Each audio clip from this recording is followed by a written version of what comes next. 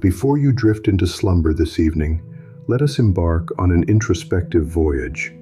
This journey demands not from you, but your willingness to listen, to relinquish control, and to embrace repose.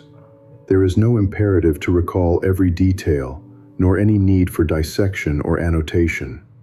This is not an examination, but rather an invitation to shed the burdens of the day, to permit your thoughts to settle like fine particles after an extended excursion, and to allow the profound insights of Carl Jung to gently guide you toward a more profound and tranquil state. If you have not yet done so, close your eyes. Sense the surface beneath you, completely supporting your form. Observe your breathing, in and out, a natural, effortless rhythm. You are precisely where you ought to be, with no obligations, nothing to validate, and no observers. Tonight, as you attune your ear, you will hear discourse on quietude, on turning inward, on the latent strength found not in relentless pursuit, but in serene composure, perhaps even effortlessly.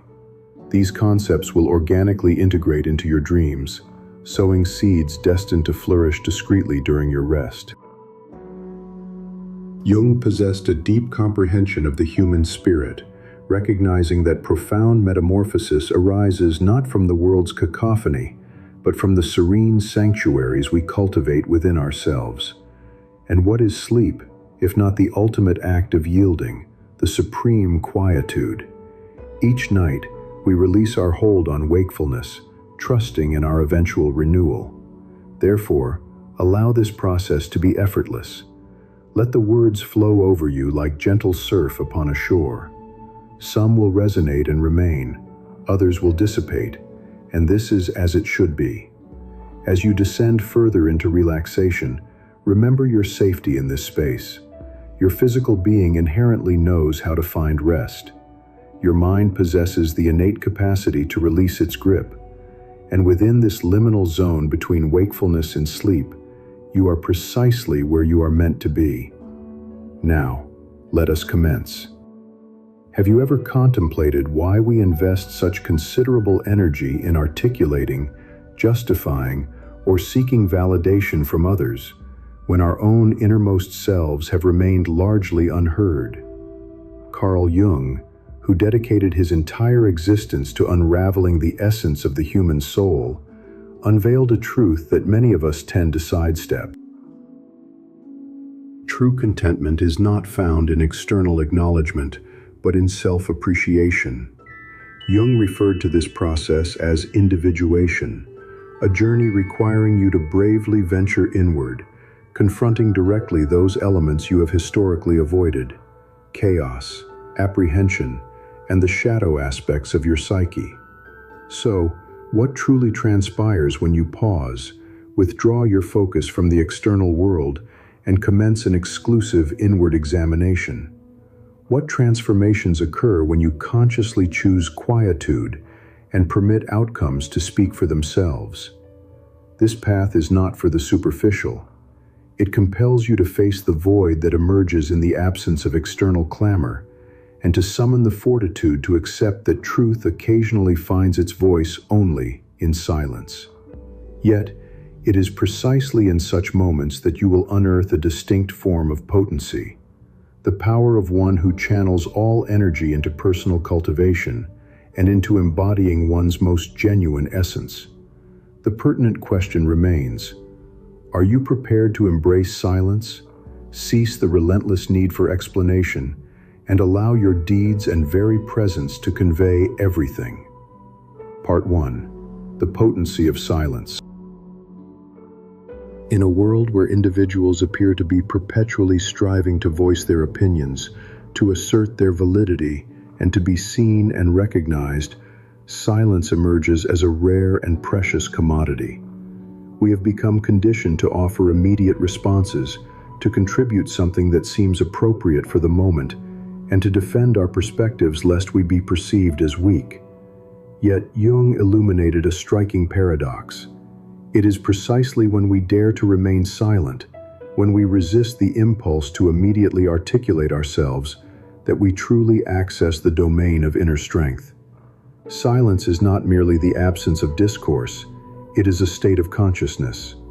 It represents the juncture at which we redirect our energy from external diversions to an inward focus. In Jung's lexicon, this is the instant when we permit the unconscious, that profound stratum frequently obscured by life's daily din, to begin to communicate.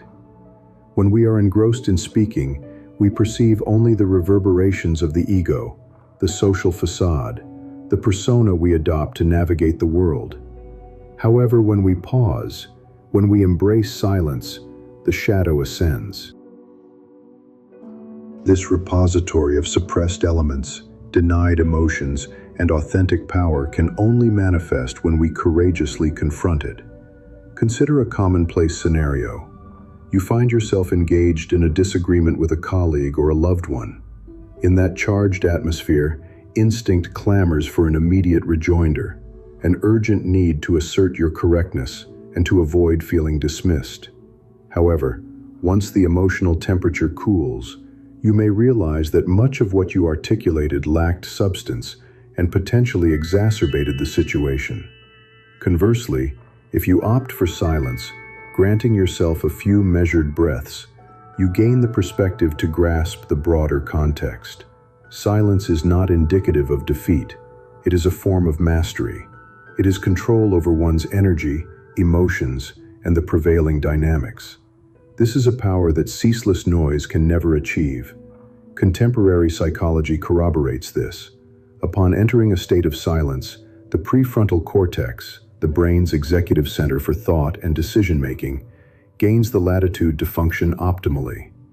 Freed from the interference of the limbic system, we perceive with greater clarity and make more judicious choices. Consequently, this pause acts as a deactivation button, restoring the brain's equilibrium and leading to more incisive resolutions. This clarity is the tangible manifestation of power, not born from vocalization, but from the capacity to perceive accurately and choose wisely. Jung once observed, "Until you make the unconscious conscious, it will direct your life, and you will call it fate." Silence serves as the pathway to this crucial process. We cannot attune ourselves to the unconscious amidst a din of external stimuli. Just as to discern the gentle murmur of a stream, we must withdraw from the bustling marketplace. Silence provides the essential environment for a dialogue between our conscious and unconscious minds. And from this exchange, we uncover archetypes, reservoirs of creative vitality, and intimations of our true selves. From another vantage point, silence also represents a form of refusal. When we choose silence, we decline to participate in the incessant performance of the collective ego. Modern society often idolizes outward display. The more information others possess about us, the greater our perceived worth. Yet in reality, the more we expose ourselves, the more we deplete our inner reserves.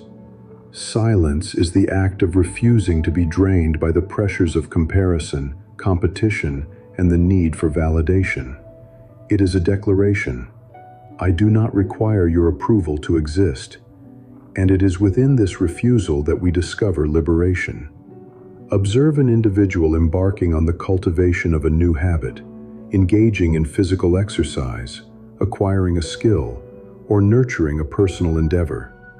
If they incessantly discuss their intentions, boasting to everyone about their impending actions, they often experience a fleeting sense of satisfaction, as though the task has already been accomplished.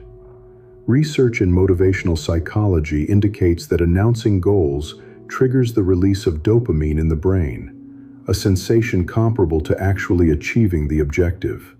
However, this is a form of illusory gratification that diminishes the impetus to act. Conversely, the individual who opts for silence, concentrating exclusively on their daily efforts, accumulates strength through consistency. This is an enduring power, unaccompanied by fanfare, yet yielding undeniable outcomes.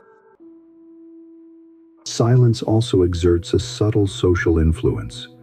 In conversation, the silent individual often possesses an unseen advantage, for silence compels others to fill the void, to speculate, and to project their own interpretations onto you.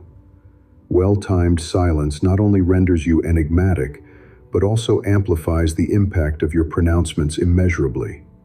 Just as in music, the intervals between notes define the melody. If every sound were continuous, the composition would devolve into chaos. It is silence that imbues sound with meaning, and in the tapestry of life, it is silence that lends weight to words. Nevertheless, the influence of silence extends beyond the personal or social spheres. It serves as a conduit to the spiritual realm, to the enigmatic depths of the psyche. Across diverse traditions, from Christianity to Buddhism, Sufism to Zen, silence is revered as the pathway to ultimate reality. Jung, with his profound fascination for spiritual symbols and narratives, recognized that silence is not merely a technique, but a portal. By crossing this threshold, the individual transcends the limitations of the petty ego, opening themselves to a vast connection with the collective unconscious, the profound reservoir of humanity's ancestral wisdom. Envision yourself seated before a tranquil lake. If the surface is disturbed by wind or voices, you perceive only chaotic undulations. But when the water is still, it transforms into a mirror, reflecting the entirety of the sky. The human mind operates in a similar fashion. Only in silence does it become a clear mirror, reflecting the truths of the universe. This is why silence is power. It not only facilitates self-mastery and wise action, but also unlocks communion with a profound stratum of reality that words can never fully convey. And perhaps you too have experienced such a moment when silence became the mirror that illuminated that which you had long hesitated to confront. If so, kindly leave a signal in the comments below, an experience, a memory, or simply a concise observation. Who can say? Your silence might serve to awaken someone who is still searching for themselves. Thus, stillness is never synonymous with weakness. It is not an act of retreat, but rather a gathering of strength, not an evasion, but a form of courage. The courage to forego the need for external validation, to confront oneself, and to touch upon truth. In silence, you do not diminish your power. Therefore, before offering any hasty response, endeavor to take 3 deliberate breaths and survey the entire landscape. This is the pause button, returning the power of choice to your hands. Part 2. Focusing inward is not selfishness, but awakening. However, this potency only truly holds significance when directed appropriately inward, toward the personal journey. This is where a pervasive misunderstanding often arises. Many perceive self-focus as an act of selfishness, a neglect of others, and an elevation of the ego above all else. Yet, Jung would assert that it is not selfishness, but awakening. For only by fully embracing oneself can one authentically engage with others. We are shaped by a societal narrative that glorifies sacrifice, where self-oblivion is lauded as noble. From our earliest years, we are instructed to consider the collective, to prioritize the common good. While this sounds commendable, when taken to extremes, it transforms us into mere echoes of ourselves. We give until we are depleted, striving relentlessly to please everyone, and one day we awaken to find ourselves strangers in our own lives. This is the condition Jung termed the loss of the authentic self, leaving only the social mask, the persona. Focusing on oneself does not equate to retreating into self-absorption. Rather, it signifies a return to reconnect with one's own core. Imagine yourself as an ancient tree. If you fail to nourish your roots with soil, water, and sunlight, you cannot offer shade to any living being. A tree cannot declare, "I require no soil. My sole purpose is to shelter others." The reality is that it must draw sustenance, nurturing itself first. And this is not selfishness. It is the fundamental law of survival. Human beings are no different. If you neglect your inner world, failing to foster your personal growth, you will inevitably exhaust yourself and succumb to spiritual depletion. This state is now widely recognized as burnout. Consider mothers who tirelessly strive for their children. They work incessantly, set aside personal interests, and even disregard their own well-being. Such devotion is admirable. But do you observe how many children grow up feeling insecure, sensing their mother's fatigue and tension, and subconsciously learning that love equates to endurance and self-sacrifice? In contrast, a mother who attends to her own needs, maintaining a sense of balance, imparts a different lesson. Love means living fully with oneself, thereby radiating peace to others. This is the crucial point Jung emphasized. Self-focus generates a power that radiates outward, not an egoistic self-interest. Contemporary psychology supports this notion. Research on self-regulation indicates that individuals who prioritize their internal needs exhibit superior emotional regulation, make more prudent decisions, and cultivate healthier interpersonal relationships. Conversely, those who perpetually suppress their own needs to appease others become susceptible to anxiety, depression, and a pervasive sense of being exploited. They may believe they are acting altruistically, but in truth, they are trapped in the dominion of fear, the fear of rejection, of not being loved or accepted. Jung referred to this as the dominance of the shadow. When you continually suppress your needs, that rejected aspect does not simply vanish. It burrows into the unconscious, accumulating strength until it erupts as anger, envy, exhaustion, or even physical illness. Therefore, self-focus is not merely a wise choice, but a fundamental responsibility. It is the means by which you dissolve the shadow before it engulfs you. Jung consistently maintained, "You cannot give the world what you yourself lack. If you possess no inner peace, you sow discord. If you harbor no self-love, you offer only bitter sacrifice." Self-focus also entails the courage to examine your most authentic aspects, both the luminous and the tenebrous. It is the fortitude to confront that which you typically avoid, perceived inadequacies, latent self-interest, or vulnerabilities you dare not acknowledge. In this process of focusing, you neither idealize nor judge yourself. You observe with unflinching directness, and through that gaze, you flourish. This is not selfishness, but awakening. It is a state where illusions no longer cloud your vision, and you assume complete accountability for your existence.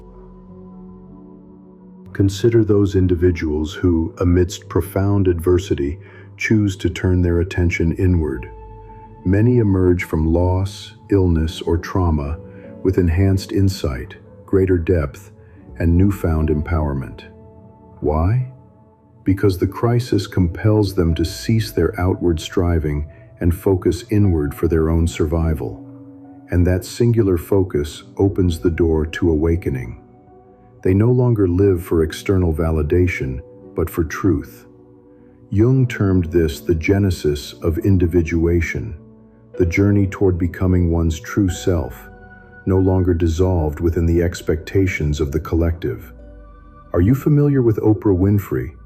She endured a childhood marred by abuse, rejection, and deprivation. Yet rather than allowing that shadow to consume her, Oprah turned inward, confronting her pain, learning to heed her inner voice, and embarking on a path of healing. That journey transformed her into one of the world's most inspiring figures. Oprah once wisely stated, "Turn your wounds into wisdom." This serves as compelling evidence of the transformative power of self-focus, particularly in the aftermath of adversity. And it is not only prominent figures who tread this path. Consider an ordinary gentleman who, after years of loyal service, found himself unexpectedly jobless. Initially, the shock plunged him into confusion and disorientation. However, Instead of succumbing to resentment, he allocated time for introspection, acquired a new skill, engaged in regular exercise, and kept a daily journal to process his emotions. A year later, he not only secured a more fulfilling position, but also emerged with enhanced confidence, resilience, and a more deliberate approach to life. Self-focus is both revolutionary and restorative. Revolutionary because it dismantles ingrained patterns of living for others' approval or praise, and restorative because it offers the opportunity to mend the bond with your own soul. When you invest energy in yourself, you begin to perceive small joys with greater acuity, rediscover forgotten creative impulses, and claim a sense of peace that you once believed was undeserved. And from that point forward, you can extend yourself outward and be fully present with others. You will no longer offer love out of fear of loss, but from a place of abundance. You will no longer offer assistance for recognition, but because it flows naturally from a complete and whole spirit. This represents the fundamental divergence between selfishness and awakening. Selfishness originates from a place of scarcity, awakening from a state of abundance. And only through focused self-attention can you transition from scarcity to abundance. Perhaps this is the opportune moment to grant yourself a respite. Attempt to sit quietly, draw a deep breath, and pose the question: from which authentic aspect of yourself are you truly living? And how much of your existence remains a mere performance for the benefit of others? Are you giving from a place of wholeness or from a state of depletion? Do not feel compelled to answer immediately. Simply reside with the question. For sometimes, silence alone unlocks answers that 1,000 words cannot provide. As Jung aptly put it, the privilege of a lifetime is to become who you truly are. Life's most profound privilege is not being universally adored, but rather realizing one's own essence. Every pathway to truth, to love, to peace commences there. Part 3. Why do things begin to harmonize when you embrace silence and focus? And then, as you gradually come to live in resonance with that authentic self, a peculiar phenomenon begins to manifest. The external world appears to mirror the internal shifts occurring within you. What once seemed like mere happenstance acquires profound significance. Intricacies resolve themselves, and you realize that everything begins to fall into place because you have recalibrated your own energetic field. Carl Jung posited a renowned concept known as synchronicity, the phenomenon of meaningful coincidences. He theorized that when an individual achieves a deep state of accord with their inner world, the external environment commences to reconfigure itself to reflect that transformation. You might dismiss this as coincidence, but for Jung, it signifies the resonance between the internal and external realms.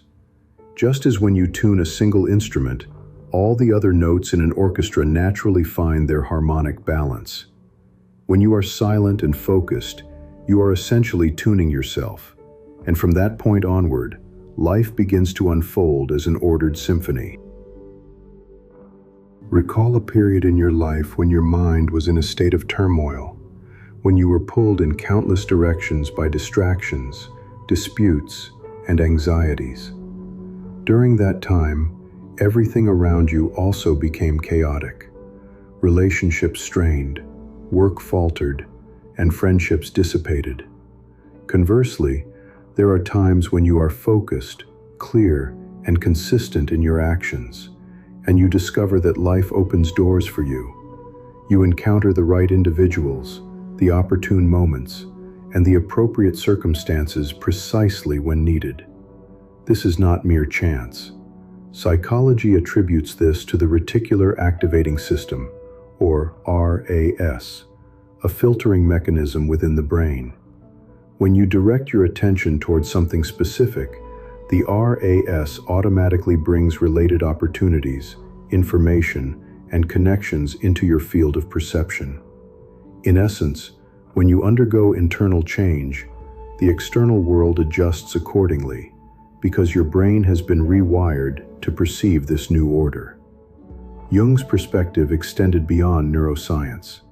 He believed that our personal unconscious is interconnected with a collective unconscious, a shared energetic field that encompasses all of humanity. And when we live in alignment with our inner core, we resonate with this field, causing that which is beneficial for us to naturally appear. This is why individuals who live authentically often possess a strong intuition and experience remarkable serendipities that others struggle to explain. In reality, however, it is a reflection emanating from the inner world onto the outer. Visualize a mirror. When it is coated with dust, the image you perceive is distorted and hazy. But when you wipe away the dust, the reflection becomes clear. Life operates in a similar fashion. When you are dominated by noise and distraction, the circumstances you attract are often chaotic. But when you embrace silence and focus, you are effectively cleaning the inner mirror. And immediately, the reflected world becomes clear and luminous, with things falling into place. This occurs not because the world has instantaneously transformed, but because you have altered your perspective and your mode of interaction with it. Consider a common illustration. Have you ever noticed that once you decide to purchase a particular model of car, you suddenly begin to see that very model everywhere? This is not because a sudden surge of people have chosen to buy the same car as you, but rather because your mind has been attuned to recognize it. Life functions in precisely the same manner. When you concentrate on personal development, you start to perceive opportunities, relationships, and pathways that support that journey. What you focus upon tends to expand. This is a fundamental principle in both psychology and Jungian philosophy. The crucial aspect here is that life begins to align itself, not through some mystical external arrangement, but as the natural consequence of a soul that has found inner order. Imagine a small vessel adrift on the ocean. If its rudder is loose, the boat is easily carried aimlessly by the waves. But when you firmly grip the rudder, even though the sea remains vast, the boat begins to navigate in the correct direction. Silence and focus are precisely that, taking firm control of the rudder of your life. And from that position, external storms no longer destabilize you as they once did. One of the most striking real-world examples can be observed in individuals who have experienced disorientation and subsequently chosen to fully immerse themselves in their own lives. Some leave secure employment to pursue artistic passions. Others terminate long-standing but detrimental relationships to reclaim their freedom. Still others quietly distance themselves from the crowd, dedicating their time to learning and personal growth. Initially, they all confront doubt, solitude, and judgmental gazes from the outside world. But then, one day, you observe them beginning to connect with supportive individuals, find suitable work, and achieve successes they once deemed unimaginable. This is not attributable to good fortune. It is the outcome of aligning themselves with their true path. However, there is a crucial truth to be acknowledged. You cannot feign the energy you desire while internally experiencing chaos and misalignment with it. Many attempt to cultivate positivity by repeating affirmations, forcing smiles, or crafting an immaculate online persona on social media. They subscribe to the notion of faking it until you make it. However, the cosmos is not swayed by outward appearances. While others might be captivated by the superficial, the collective unconscious, that energetic field Carl Jung frequently discussed, directly perceives your authentic resonance. This explains why numerous individuals articulate aspirations of prosperity, yet never manifest it. They speak of affection but remain entangled in distressing connections, because their genuine energetic signature still harbors uncertainty, apprehension, and internal discord. This energetic misalignment generates a disruption, causing existence to mirror this internal chaos. Jung once highlighted, One does not attain illumination by conjuring images of light, but by bringing the darkness into awareness. If the shadow has not been acknowledged, it will invariably permeate every emission of your energy. Consequently, the fundamental requirement for circumstances to truly align favorably is your own unvarnished honesty with yourself. This involves not feigning tranquility, but genuinely embarking on a path of restoration. It means not evading the shadow, but mustering the courage to confront and assimilate it. When internal coherence is achieved, a union between consciousness and the unconscious, between light and shadow, the energetic output you generate will naturally possess potency and clarity. Bear in mind, the universe itself is never chaotic, only our minds are. And when we cultivate stillness, when we focus our attention, the inner turmoil dissolves. The external realm immediately transforms into a reflection of that newfound clarity. This is why composed, concentrated, and tranquil individuals often convey an aura of effortless attainment. They need no competition, no clamor, yet opportunities seem to manifest for them because they have opened the portal within themselves. Thus, when you perceive everything as disorganized, when life appears to be in opposition to you, it may not be the world that is askew, but rather you who have deviated from your core. The remedy is not to venture outward in search of further answers, but to pause, embrace silence, and concentrate, whereupon you will perceive, without exertion or control, that all things will naturally settle into their proper place. Part 4. Silence and focus serve as a conduit to profound depths, but there is something even more significant at play. Silence and focus do not merely aid in restoring outward equilibrium, they inaugurate a far more expansive internal journey. For as order is re-established on the surface, the door to profound awareness begins to creak open, inviting you to confront the most enigmatic strata of the soul, where illumination and obscurity coexist. This is the domain Jung termed the realm of individuation. In Jung's philosophical framework, profundity is not some abstract, remote notion. It resides within us, here and now. Yet ordinarily we are submerged by the superficial. Incessant news cycles, pointless comparisons, pronouncements demanding a response, roles we strain to maintain. Consequently, the mind resembles a lake perpetually agitated by the wind. Beneath its surface lie myriad creatures, currents, and enigmas, yet we remain unaware of them. Only when the water stills, when silence is established, do we catch a glimpse of that profound abyss. This is why silence and focus function as the entryway. They re-establish the mind's capacity to penetrate to its very foundation. To truly traverse this threshold, you must cultivate moments of personal stillness.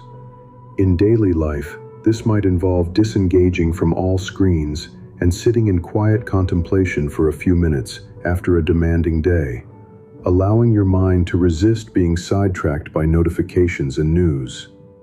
It could be the practice of inhaling deeply and exhaling deliberately before responding to criticism, akin to wiping dust from an internal mirror. Or perhaps it's the simple act of jotting down a few thoughts at dusk in a journal, not for self-judgment, but to afford suppressed voices an opportunity to manifest on the page. Though these practices may initially appear insignificant, they are the very keys that gradually unlock the gateway to the soul's deeper landscapes. Imagine venturing into a vast subterranean cavern. If you simultaneously hold aloft a blazing torch, its fiery glow casts distorted, jagged shadows upon the walls, creating an illusion of utter disarray. However, if you lower the torch and permit your eyes to acclimate to the dimness, you will begin to discern the genuine forms, intricate fissures in the rock, veins of glistening ore, even ancient etchings concealed within the walls. The soul operates similarly. When obscured by incessant noise and the stark illumination of societal roles, We exist solely with the superficial facade, the persona. But in stillness, when no clamor interferes, we perceive the neglected aspects, primal apprehensions, concealed desires, unhealed traumas. This, in fact, is why many recoil from silence, for they instinctively understand it will compel them to confront the voices long confined to the shadows. In truth, you may have encountered this very experience, a sleepless night, devoid of digital distractions or conversational companions, leaving you solely with yourself. Suddenly, past recollections resurface. Unresolved questions emerge. Why this particular path? Why persist in harboring regret? These emotional currents compel many to fill the void with music, films, inconsequential chatter, anything to evade silence. Yet Jung would assert that it is precisely at this juncture that one encounters profound awareness, and if you possess the courage to proceed, you enter the realm where genuine transformation takes root. Psychology also elucidates the power of silence. In studies investigating the default mode network, the brain's intrinsic operational system, scientists have discovered that when we cease external activity and achieve mental quietude, this region becomes active, processing memories, emotions, and fostering a more profound sense of self. This represents the neurological basis for what Jung articulated. In stillness, the unconscious mind is afforded the opportunity to communicate, intertwining with consciousness to reconfigure the entire individual. It is a process of healing and creation unattainable through any external stimulus. The crucial element is that you cannot feign entry into this inner depth. You cannot simulate tranquility while your inner world is in turmoil, nor can you pretend to focus while your mind races. The universe perceives this internal dissonance. Others might be misled by the persona you project, but your energetic field will speak volumes. If you have not genuinely confronted your shadow, it will continue to manifest through every utterance, every action, perpetuating chaos in your existence. However, if you dare to confront the emptiness with honesty, if you embrace silence and allow the suppressed voices to emerge, a novel sense of unity will begin to blossom. And when internal harmony is established, profound depth unfolds. Numerous spiritual traditions have recognized this truth for millennia. Zen masters engage in zazen meditation for extended periods, not to escape the world, but to transcend it and access a deeper reality. Ascetics withdraw from societal engagement, not to reject life, but to uncover truth within it. In Christianity, the figures of desert hermits and ascetics, such as Saint Anthony the Great, the father of hermits, embody this same spirit. They depart from bustling cities for desolate locales, not to evade humanity, but to engage with themselves and the divine in absolute silence. The desert becomes a potent symbol of the inner shadow, where all external noise dissipates, leaving an individual with nothing to rely upon but faith and truth. The Jungian archetype of the hermit embodies this very image, a solitary figure holding a lantern, illuminating the path through darkness. This lantern represents consciousness, and the darkness symbolizes the unconscious. When we embrace silence, we effectively become our own hermit, venturing into the unknown to discover illumination. And therein lies the marvel. Once you step into this profound space, you are no longer susceptible to the whims of superficial matters. Petty comparisons, criticisms, and hollow desires lose their sway. Instead, you feel a deep-seated rootedness. You are no longer a leaf tossed by the wind, but the very root of your life's tree. From this grounded position, your actions and words carry a newfound significance, the weight of one who has intimately connected with depth. Thus, silence and focus are not merely practical life skills, they are the gateway. They are the portal that guides you from the turbulent surface into the realm where transformation transpires. This gateway leads to an encounter with your own shadow, and reconciliation with it. It is the portal to inner unity, where every fragmented aspect coalesces into a complete self. This is why Jung once remarked, "Your visions will become clear only when you can look into your own heart. One who gazes outward dreams, one who gazes inward awakens. He who solely looks externally perpetually pursues ephemeral dreams. But one who dares to turn inward in silence and focus awakens. And this awakening not only alters your perception of life, but fundamentally transforms life itself." As you approach the conclusion of this journey, what endures is not the acclaim of the masses, but the steady cadence of an inner world that has found its equilibrium. Transformation requires no ostentatious displays. It grows as unobtrusively as roots deepening into the soil, a little each day, unpretentious, yet enduring. From the moment you embrace the act of slowing down to listen, your life begins to recalibrate its very grammar. Words soften, decisions are made without haste, and presence intensifies. Others will perceive this shift before you can even articulate it. A new day can thus commence differently.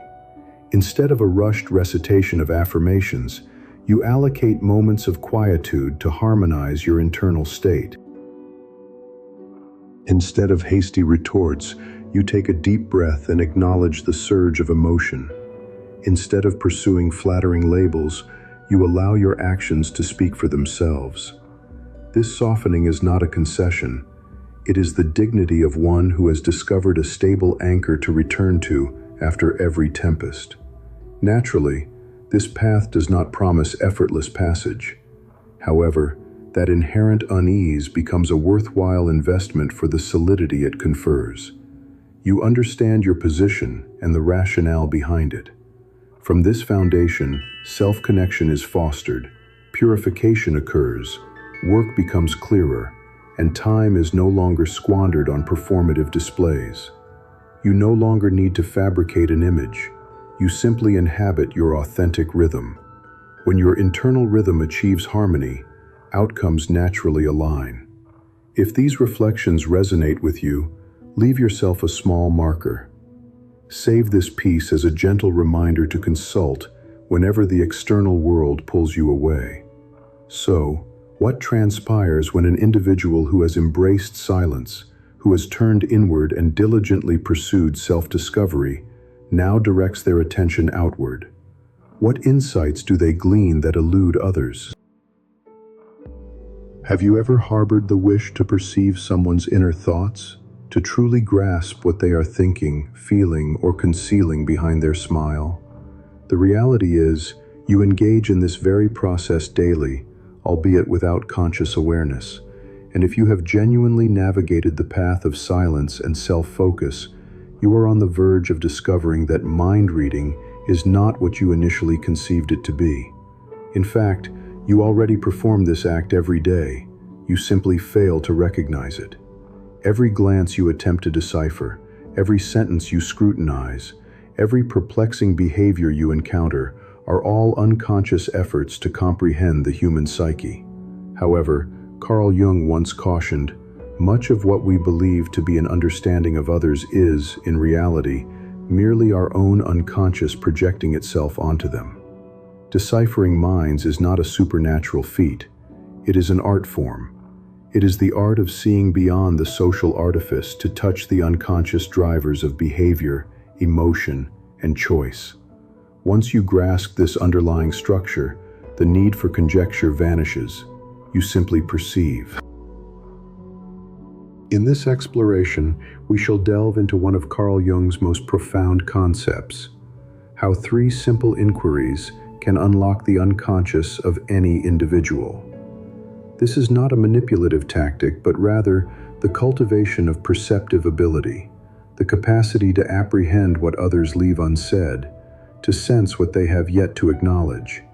And if you truly implement this approach, you will not only gain insight into others, but will also begin to understand yourself on a profoundly deep level.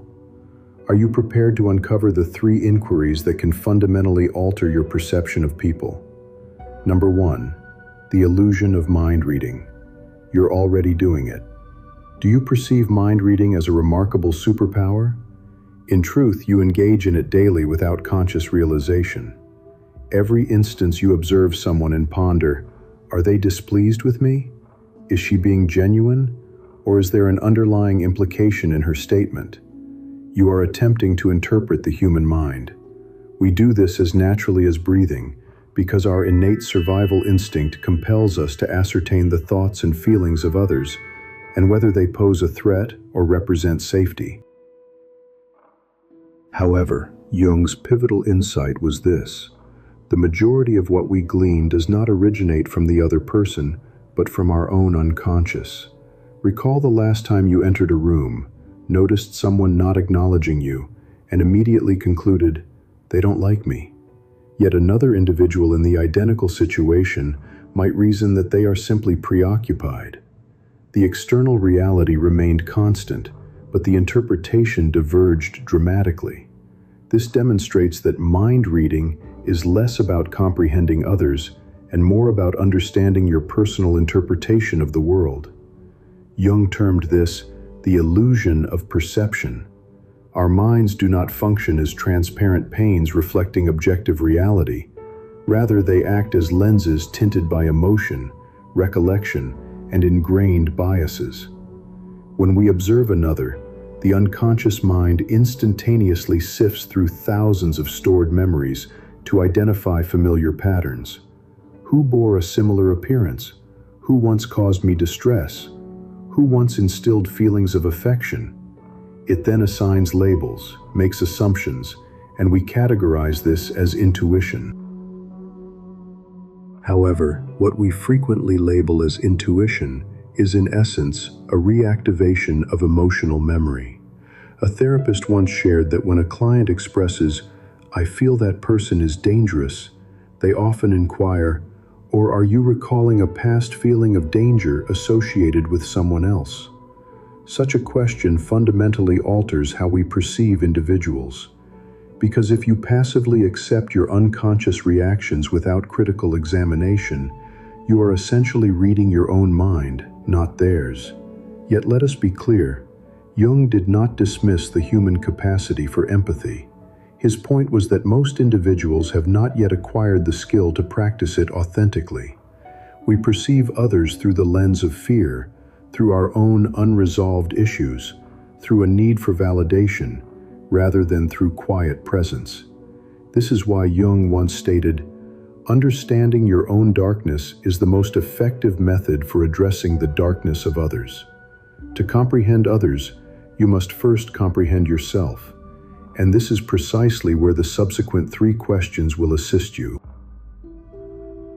Instead of attempting to surmise another's intentions, you will learn to discern what lies beneath the surface of their actions. You will shift from asking, "What do they think of me?" to, "What compels them to act this way?" Because once you understand the unconscious architecture that governs human behavior, conjecture becomes obsolete. You will perceive through the facade that everyone presents, not with your eyes, but with your awareness. I once encountered a woman who, upon entering any social gathering, exerted considerable effort to impress. She spoke volubly, recounted her achievements, and consistently sought to be the most engaging individual present. An observer lacking profound insight might perceive her as arrogant and attention-seeking. However, someone with genuine perceptive ability would notice something else: that her behavior stemmed not from confidence, but from fear. Specifically, a profound dread of being overlooked. Beneath that outwardly radiant exterior lay a soul engaged in self-defense, striving to validate its inherent worthiness of attention. When you recognize this, your judgment softens into a quiet compassion. For as Jung described it, mind reading is not about guessing thoughts. It is about discerning the unconscious motivations that propel actions, the aspects of a person that have not yet attained sufficient security to be openly displayed. According to Jung, mind reading is not a trick. It is the capacity to see through the persona, the social guise that everyone employs to safeguard their ego. The more assured an individual appears externally, the more fragile they may be internally. The more someone espouses moral principles, the greater their potential fear of being exposed as weak. And once you cultivate the ability to perceive deeply, you will realize that people do not articulate what they truly think. They express what they fear. This is why Jung believed that to understand another, one does not require hours of intricate psychological analysis. One simply needs to pose the right questions. Not the questions they anticipate hearing, but those that probe the deepest layers of the unconscious, where logic can offer no concealment. These three questions do not even necessitate verbal responses, as often observing a reaction, a glance, or an energetic shift is sufficient for comprehension. In the subsequent segment, we will explore the inaugural question, which, though simple, possesses profound power to reveal the complete psychological framework of an individual. What do they fear losing? For as Jung once observed, fear always reveals the shadow that a person attempts to conceal. And when you can perceive that fear, you are not merely reading them, you are reading the unconscious forces at play within them. Number 2. The first question. What do they fear losing? There exists a question that appears deceptively straightforward, yet if you truly grasp its application, it can unlock profound insights into human nature. What do they fear losing the most? When you pose this inquiry, you delve into the deeper strata of psychology, where unspoken anxieties shape an individual's discourse, actions, and even their ultimate trajectory. As Carl Jung eloquently put it, until you make the unconscious conscious, it will direct your life, and you will call it fate. Fear acts as a mirror to the soul. It not only exposes what an individual attempts to conceal, but also reveals which aspect holds sway over them. One who harbors the fear of losing affection will strive to please others. One who fears the loss of autonomy will invariably maintain distance. One who dreads tarnishing their image will meticulously construct a flawless facade. When you ask, what do they fear losing? You begin to look beyond superficial conduct and access the unconscious motivations, the very core of their being that trembles in pursuit of security. I recall the narrative of Claire, a woman of intellect and self-assurance, yet prone to excessive reactions whenever subjected to criticism. Even a minor comment could evoke a sense of personal offense. She would engage in arguments, defend herself vigorously, and at times sever contact altogether, as if safeguarding something invaluable. If you merely observed her behavior, you might perceive arrogance. However, if you inquire, what does she fear losing, you will discern the dread of being disrespected. Deep down, Claire was not defending her pride. She was safeguarding the feeling of sufficiency, an attribute she had diligently strived to attain. When you apprehend this, judgment dissolves, replaced by empathy, which is the profound efficacy of this question. It melts the barriers between individuals, fostering understanding. When you observe others through its lens, you cease reacting and begin to observe attentively. Your objective shifts from winning a debate to achieving comprehension. And this quiet attentiveness creates a sense of safety in the other person, for they are not being scrutinized but truly seen, perhaps for the first time. Jung referred to fear as the language of the shadow, the part of us containing repressed emotions such as shame, weakness, jealousy, and insecurity. When an individual fears losing something, it is their shadow that is vocalizing. A young woman apprehensive of abandonment may adopt controlling behaviors. A man fearful of failure might pursue success with excessive ambition. A person anxious about not being loved may go to extreme lengths to ensure they are needed by others. However, when you ask, what do they fear losing, you no longer perceive irrational conduct. You witness a soul endeavoring to survive. This question transcends its function as a mere tool for understanding others. It is an exercise in compassion. For to perceive another's fear, you must first connect with your own. When you realize that you too have experienced the dread of being forgotten, dismissed, or rejected, you cease reacting impulsively and simply understand in silence. In the biblical narrative, we find the story of King Saul and David. Saul, once revered by his people, began to feel threatened as David's popularity grew. His animosity was not directed at David personally, but at the potential loss of his throne, the affection of his people, and his very self-image. This fear ultimately led to his downfall. Jung would posit that Saul was not vanquished by David, but by his own fear of losing the identity he had constructed. The question, "What do they fear losing?" illuminates this fundamental truth. Human actions are not primarily dictated by logic, but by what they feel they cannot afford to lose. Interestingly, when you genuinely observe others through this lens, you inevitably turn the mirror inward. Why does boastful behavior irritate you? Perhaps it stems from your own fear of being devalued. Why do you resent controlling individuals? Potentially, it is because you also fear the forfeiture of your freedom. When you inquire about what another fears losing, you are holding up a mirror, and at times, the reflection you see is your own unacknowledged fear. Jung once remarked, "Where your fear is, there is your task." The domain you most dread holds the aspect of your soul yearning for recognition. Therefore, each time you direct this question towards others, also pose it to yourself. What do I fear losing? Perhaps this very inquiry will guide you to a deeper layer of self-awareness, where you cease living defensively and begin to recognize that fear is not an adversary, but a profound instructor. I recall an ancient Eastern metaphor. Within every human being, a dragon slumbers.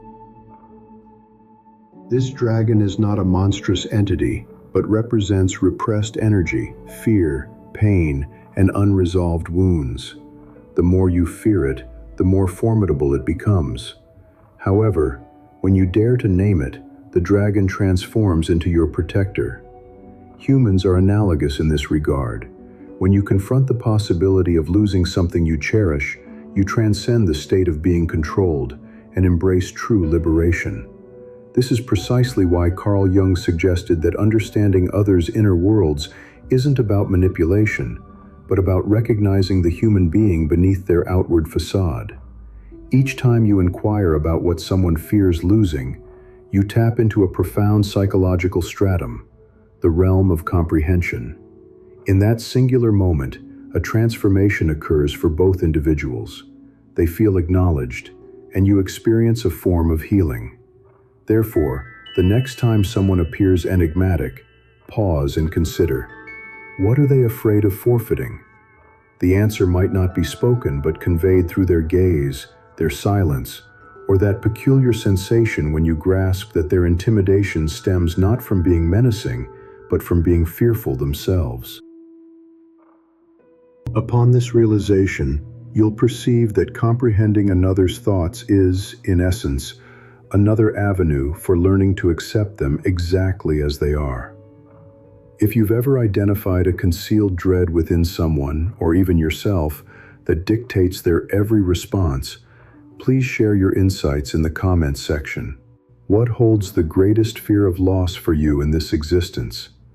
Is it affection, liberty, or the carefully constructed image you've painstakingly maintained? Articulate it. At times, simply articulating your apprehension marks the initial step toward profound self-understanding. Question number 3, the second inquiry. What ignites their ire?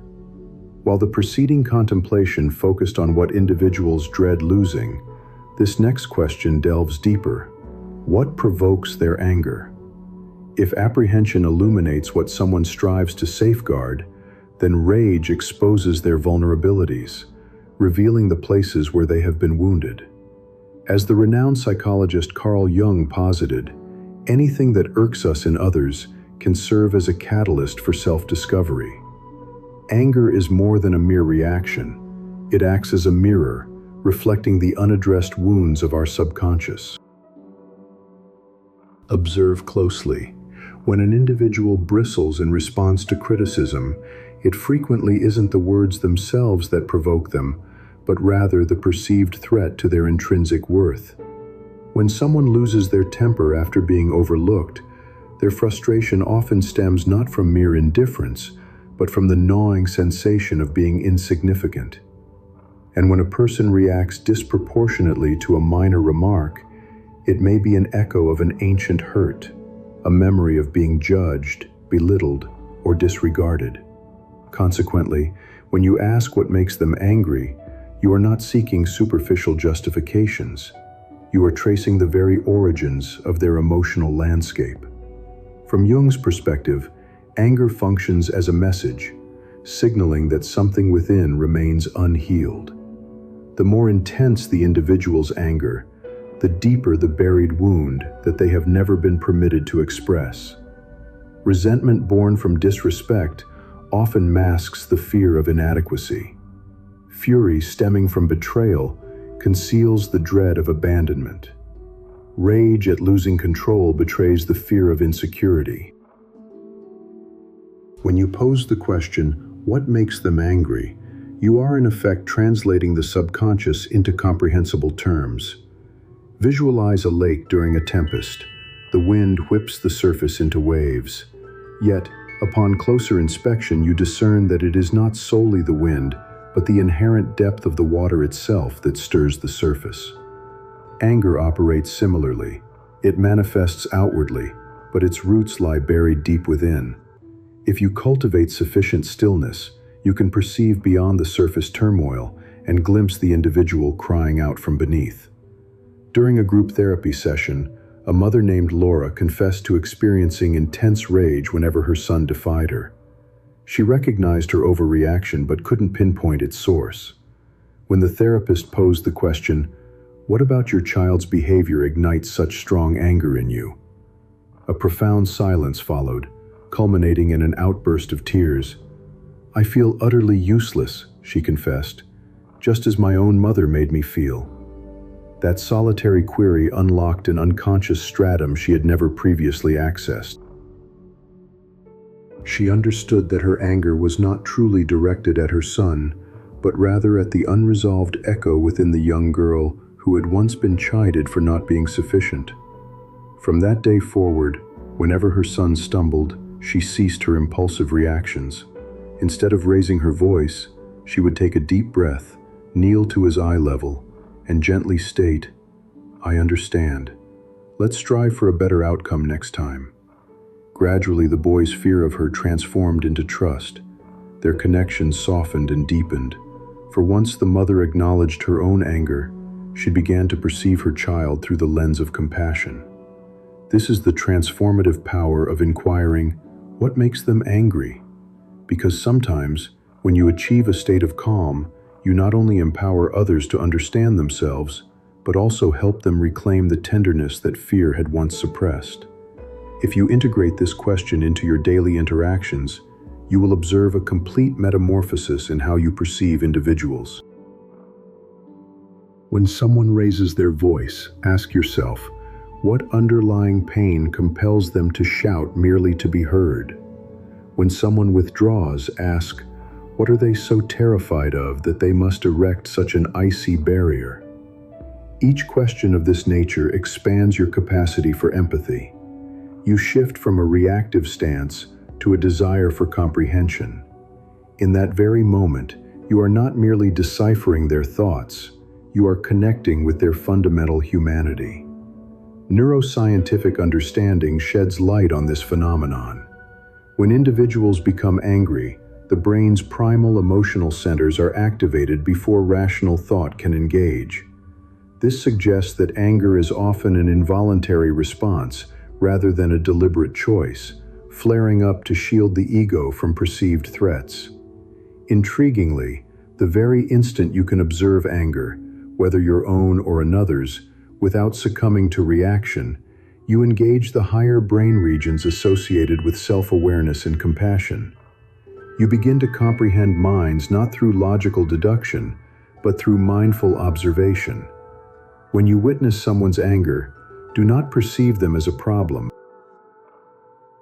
View them as a soul attempting to articulate something it has not yet learned to express. Perhaps this is why truly serene individuals are not so, because they are devoid of inner turmoil, but because they have confronted it. They do not permit anger to dictate their actions because they have come to recognize that anger is not an adversary, but a signpost. It directs us toward areas requiring healing, toward wounds that, once acknowledged, will relinquish their hold over us.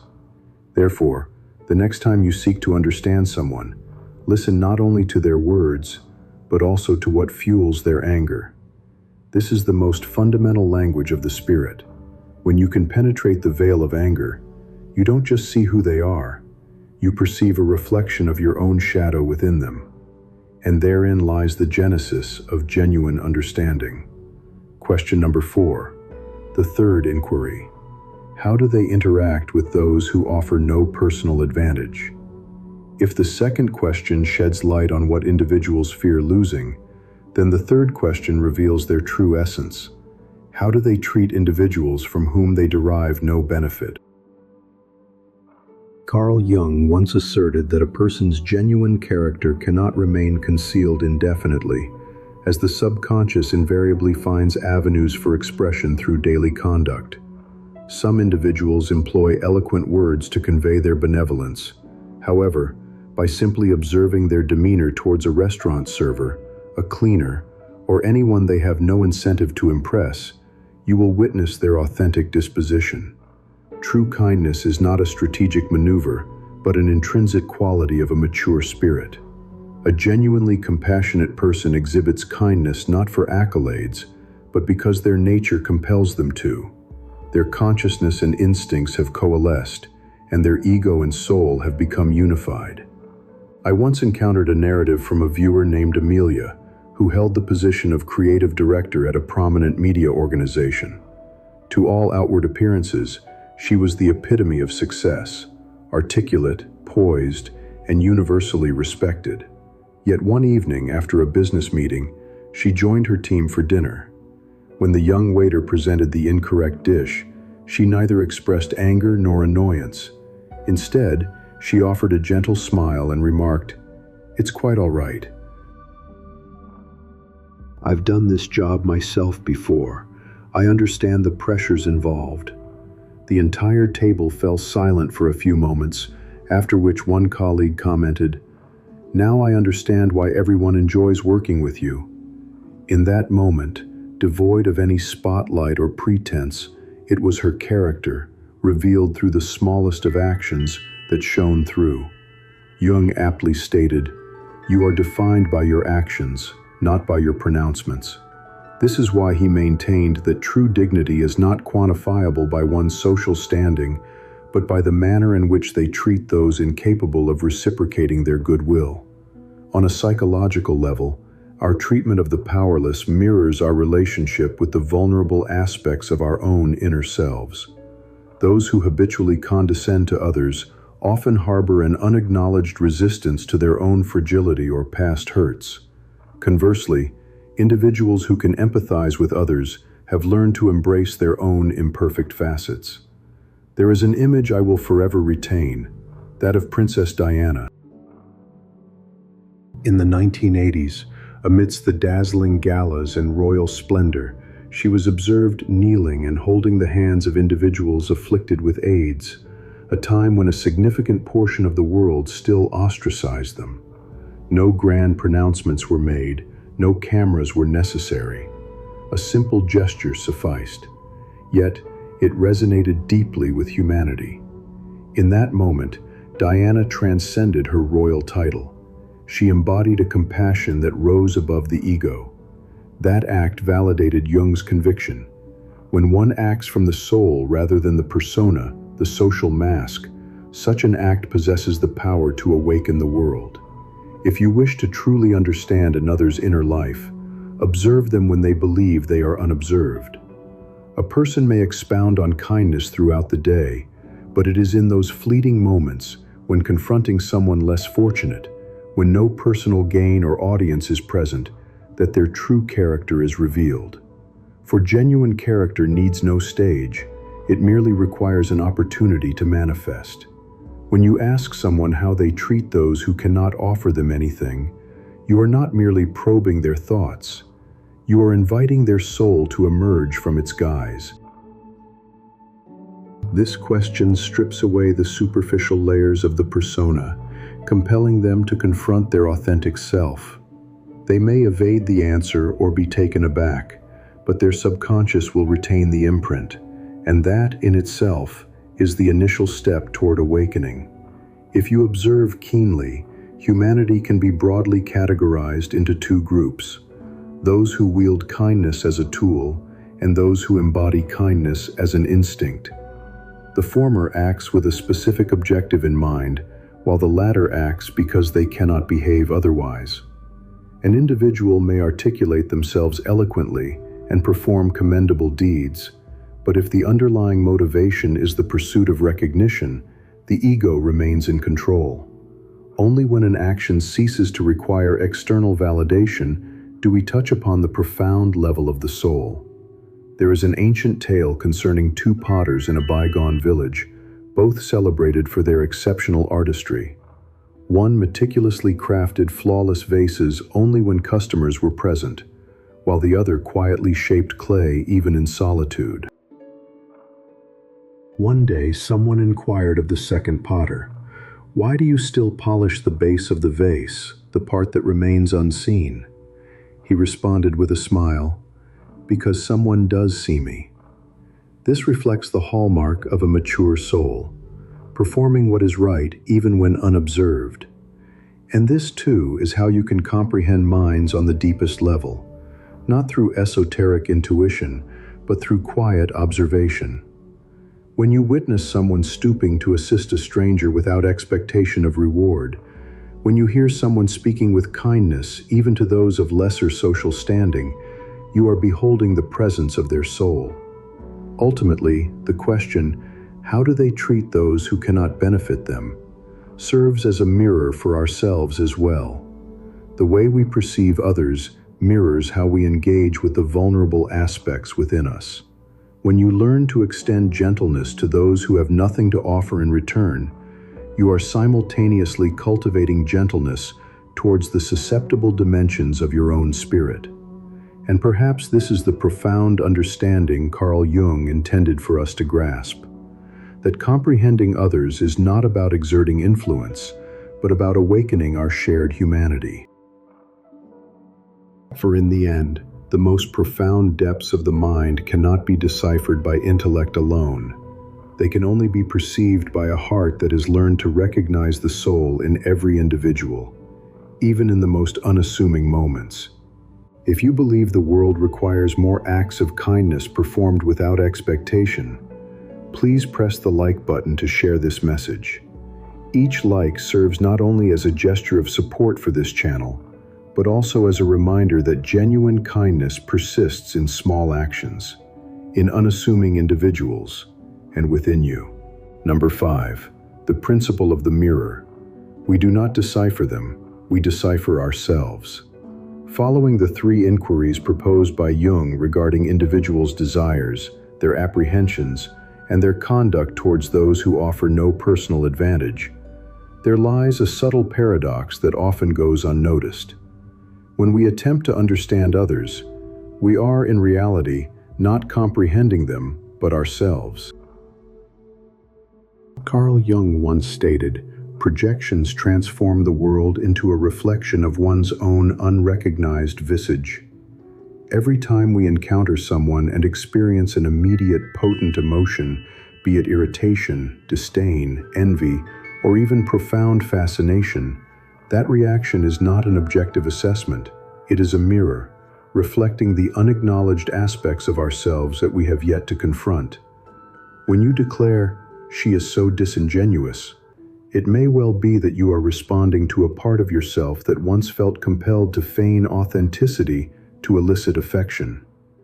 When you perceive someone as arrogant, perhaps you are confronting an inner confidence that you have learned to suppress in order to be accepted. When an individual provokes you, it might be your own suppressed desire for freedom surfacing, yearning for authentic expression. We do not perceive the world as it is, we perceive it as we are. In a Jungian therapy session, a woman once expressed extreme discomfort around a young, effervescent, and self-assured colleague.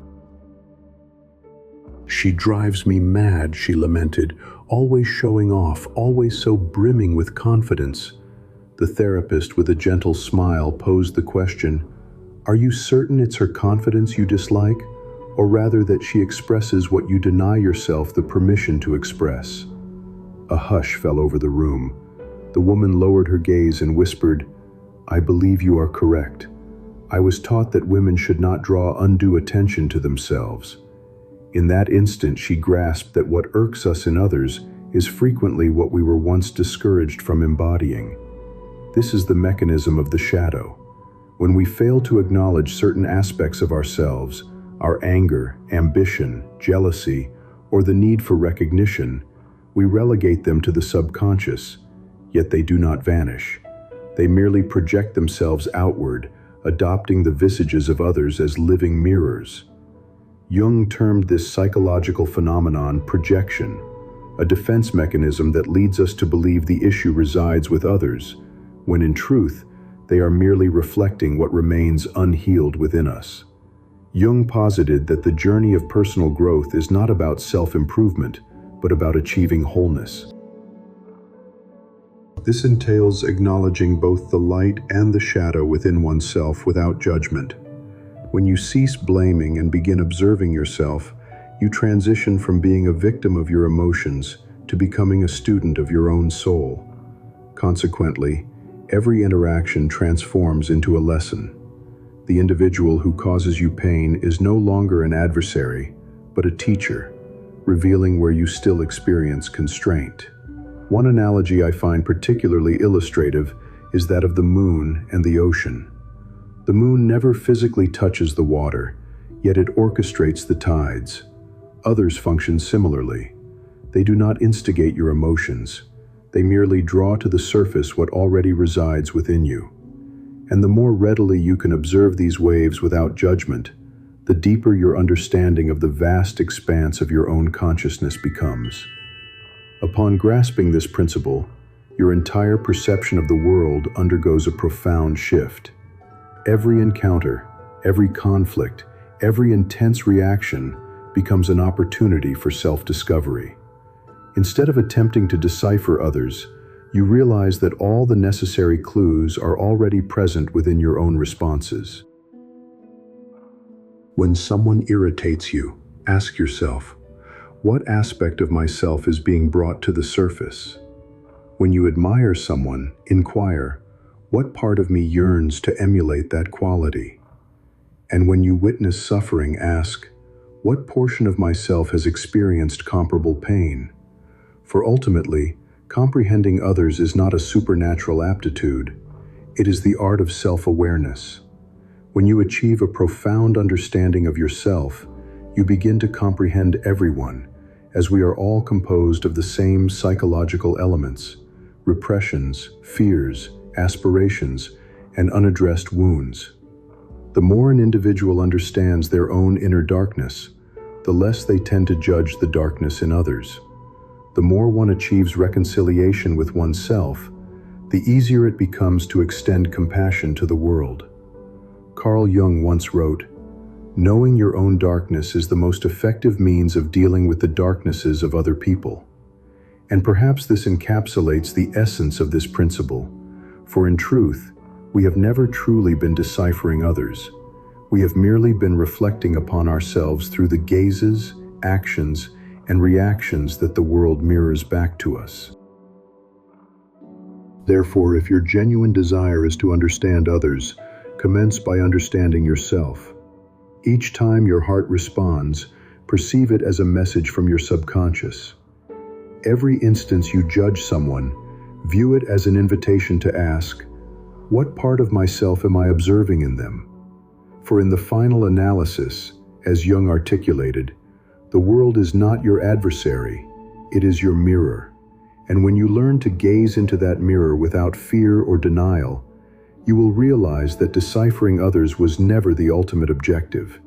The true aim is to see yourself with greater clarity, honesty, and compassion through every soul you encounter on your journey. If you believe that every encounter serves as a mirror reflecting your own being, please leave a single word in the comments that best encapsulates your realization after reading this. It could be understanding, reflection, awakening, empathy, or simply light. Let that word serve as a symbol for the path you are treading, the journey of observing the world and then looking deeply within yourself. Number 6, the fourth question. You never ask, what does this reveal about me? Building upon the principle of the mirror discussed in the previous section, there is a crucial element that Carl Jung would likely have smiled upon had he been here to impart it. The journey of understanding people is not yet complete, for after observing, listening, and reflecting, there remains one final question that most of us overlook. The fourth and ultimate inquiry, the only one capable of unlocking the deepest stratum of consciousness. What does what I perceive in them disclose about me? This is the pivotal moment where the outward-focused exploration turns inward. For everything you once attributed to them, their coldness, arrogance, charm, or even the pain they inflicted upon you, is, in reality, conveying something about yourself. Carl Jung once stated, "Your vision will only become clear when you can look into your own heart. He who looks." All psychological observation, if not redirected inward, remains an illusion. It is facile to dissect others, but challenging to recognize that our own reactions are indeed maps of our subconscious. Imagine yourself seated in an unseen cinema. The world unfolds on the grand screen, while your mind acts as the projector. Each time you interact with someone, your mind replays its reels: anger, jealousy, admiration, hurt. You believe the narrative centers on them, but in truth, it originates from your own internal film, memories, convictions, and fears buried in the darkness. When you lack awareness of this, you navigate life as a passive observer, oblivious to your role as the director. The external world merely reflects the internal content you are not yet prepared to confront. In the film Good Will Hunting, the protagonist Will is a genius who conceals himself behind a shield of arrogance and cynicism. He lashes out at everyone around him, always analyzing them first to avoid personal injury. However, the therapist Sean perceives the fear lurking beneath that facade. In a memorable scene, Sean declares, "You're afraid of who you might become if you stop hiding." When Will finally breaks down, the truth emerges. People are not truly afraid of others understanding them. They are afraid of understanding too clearly what lies hidden within. Jung's fourth question invites us to dismantle that defense mechanism. Every time someone causes you pain, the universe presents an opportunity to identify what remains unhealed. When someone evokes jealousy in you, instead of questioning why they possess what you lack, ask yourself what aspect of yourself feels deficient. When someone makes you feel uncomfortable, instead of judging them, inquire what personal fear is being activated. With this subtle shift in perspective, you transition from victimhood to observation, from reaction to conscious awareness. A woman once recounted her intense disdain for insincere individuals, finding their pretense unreasonably infuriating. However, through therapy, she discovered that her true aversion was not directed at them, but at the recollection of herself years prior, when she felt compelled to feign happiness, confidence, and strength simply to be accepted and loved. She detested not others, but the part of herself that had been vulnerable, that had donned a mask to navigate survival. When she was finally able to view that memory with understanding rather than embarrassment, the annoyance simply vanished. She reflected, I no longer perceive individuals as insincere. I see only people striving to navigate life as best they can. This transformation is what the Jung psychologist referred to as integration. It's the point where you cease to categorize the world into distinct groups of us and them, and instead recognize the interconnectedness of all things as emanations of a singular consciousness. When you grasp that other people are essentially mirrors reflecting your own inner state, you no longer feel the need for judgment to ensure your security, nor do you require mind reading to shield your ego. You simply become an attentive listener, possessing the calm stillness of someone who has confronted their own inner shadows. In this state, you realize that the ability to discern what others are thinking is not a supernatural gift. It is, rather, the capacity to be so fully present that others feel profoundly seen and understood. However, to perceive others with such depth, you must first summon the courage to truly see yourself. The external world serves as a vast classroom. Every individual you encounter represents a challenge designed to assess your progress. Therefore, the next time someone evokes anger, jealousy, or an unusual emotional response within you, resist the urge to immediately analyze them. Instead, pause and pose the fourth question, the one that isn't taught in any formal education, yet holds the key to profound inner liberation. What does this situation reveal about me? When you genuinely dare to ask this question and attentively heed the answer, the external world undergoes a transformation. This shift occurs not because other people have changed, but because you are no longer viewing them through the distorted lenses of an unexamined consciousness. You no longer require external validation or the understanding of others to feel secure, as your sense of safety originates from within. There is no necessity for anyone to reveal their inner thoughts to you, because your own inner calm is sufficient for you to sense them. At this juncture, you understand that when you achieve genuine self-understanding, the need to interpret others diminishes. You begin to feel them, not through your physical senses, but with the profound resonance of your soul.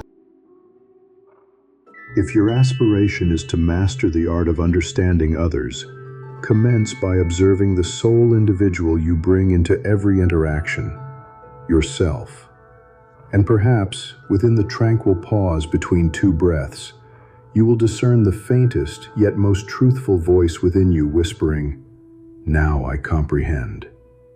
An individual capable of perceiving others in the manner described by Jung is not someone endowed with an extraordinary gift, but rather an artist of the spirit, adept at listening to the human essence amidst a cacophony of pretense and judgment. They do not decipher others through logical deduction, nor do they weaponize intuition for control. Instead, they patiently observe, treating every glance, every gesture, every moment of apparent frustration as a silent language of the unconscious yearning for comprehension. Every time they ponder, what are they afraid of losing? What fuels their anger? How do they treat those who offer them no perceived benefit? They are not merely observing others, they are witnessing their own reflection within them. For as Jung wisely stated, we do not see the world as it is, but as we are. Once this realization dawns, the act of understanding others transcends a mere intellectual pursuit, evolving into an art form of pure compassion. This, perhaps, is the most profound lesson Jung intended for us to grasp, that to truly see another, we must first have the courage to see ourselves. But what transpires when this deep seeing, this intuitive reading, this profound understanding uncovers something unsettling? What occurs when the individual you've learned to discern is not merely misguided or hurting, but fundamentally toxic? When someone wields their pain not as a pathway to healing, but as a weapon to inflict harm upon others, the journey takes another significant turn. For while comprehending someone's inner world is one aspect, safeguarding your own soul in their presence is an entirely different challenge. You can possess a complete understanding of an individual and still conscientiously decide to withhold access to your innermost being. You can acknowledge their shadow self, empathize with their suffering, and yet resolutely refuse to let that suffering permeate your own existence. This is not a contradiction, it is the very essence of wisdom. Have you ever pondered why certain individuals can disrupt your equilibrium within mere moments? A single word, a fleeting glance, a subtle gesture, and suddenly, you are no longer your composed self. You become the distorted version they seem to desire, angry, wounded, diminished, vulnerable. In reality, this is not simply an emotional reaction. It is the awakening of your own dormant shadow. Carl Jung posited that individuals exhibiting toxic behaviors often operate outside the realm of conscious awareness. They are, in essence, products of unacknowledged wounds and the shadow aspects they actively deny and subsequently project onto the world around them. When they direct their animosity towards you, they are not truly attacking you. They are engaged in a struggle with their own internal shadow. And should you reciprocate with the same intensity, you inadvertently become a mirror image of what you yourself refuse to acknowledge. True self-respect does not manifest as striking back with greater force. It resides in the fortitude to resist impulsive reactions, the ability to maintain your core stability when external forces relentlessly attempt to dislodge you. An individual possessing genuine self-regard does not require external validation or victory over others to affirm their worth. Their sole requirement is to remain true to their own fundamental nature, and this is precisely the territory we shall explore: how to preserve your self-respect when confronted by those who provoke you to abandon it. Once you grasp the underlying reasons for their behavior, the impulse to engage in conflict dissipates. You simply perceive through their defenses, persist until the conclusion, for the most arduous aspect of this journey is also the one that leads you back to your authentic self. Part 1. Jung and the nature of toxic individuals. Toxic individuals are not always villains in the conventional sense. They might be the colleague who offers a pleasant smile while subtly undermining you behind your back, the close friend who consistently sets you up with jesting remarks that sting, or even a family member who instills guilt in you for living authentically. Their presence in our lives is not intended for destruction, but rather to expose the darker facets of our souls that we have hesitated to confront directly. Carl Jung termed this the shadow of the human psyche. The shadow is not inherently malevolent. It encompasses everything we are reluctant to acknowledge about ourselves. This includes envy, greed, the desire for dominance, the dread of being hurt, and the craving for recognition. When we remain unconscious of these elements, the shadow seeks alternative avenues of expression, often manifesting as outward projection. Jung referred to this phenomenon as projection, where we attribute to others the traits, emotions, or desires we find unacceptable within ourselves. Characteristically, toxic individuals are those who predominantly operate within this realm of projection. Consider someone who incessantly finds fault with others for perceived weakness.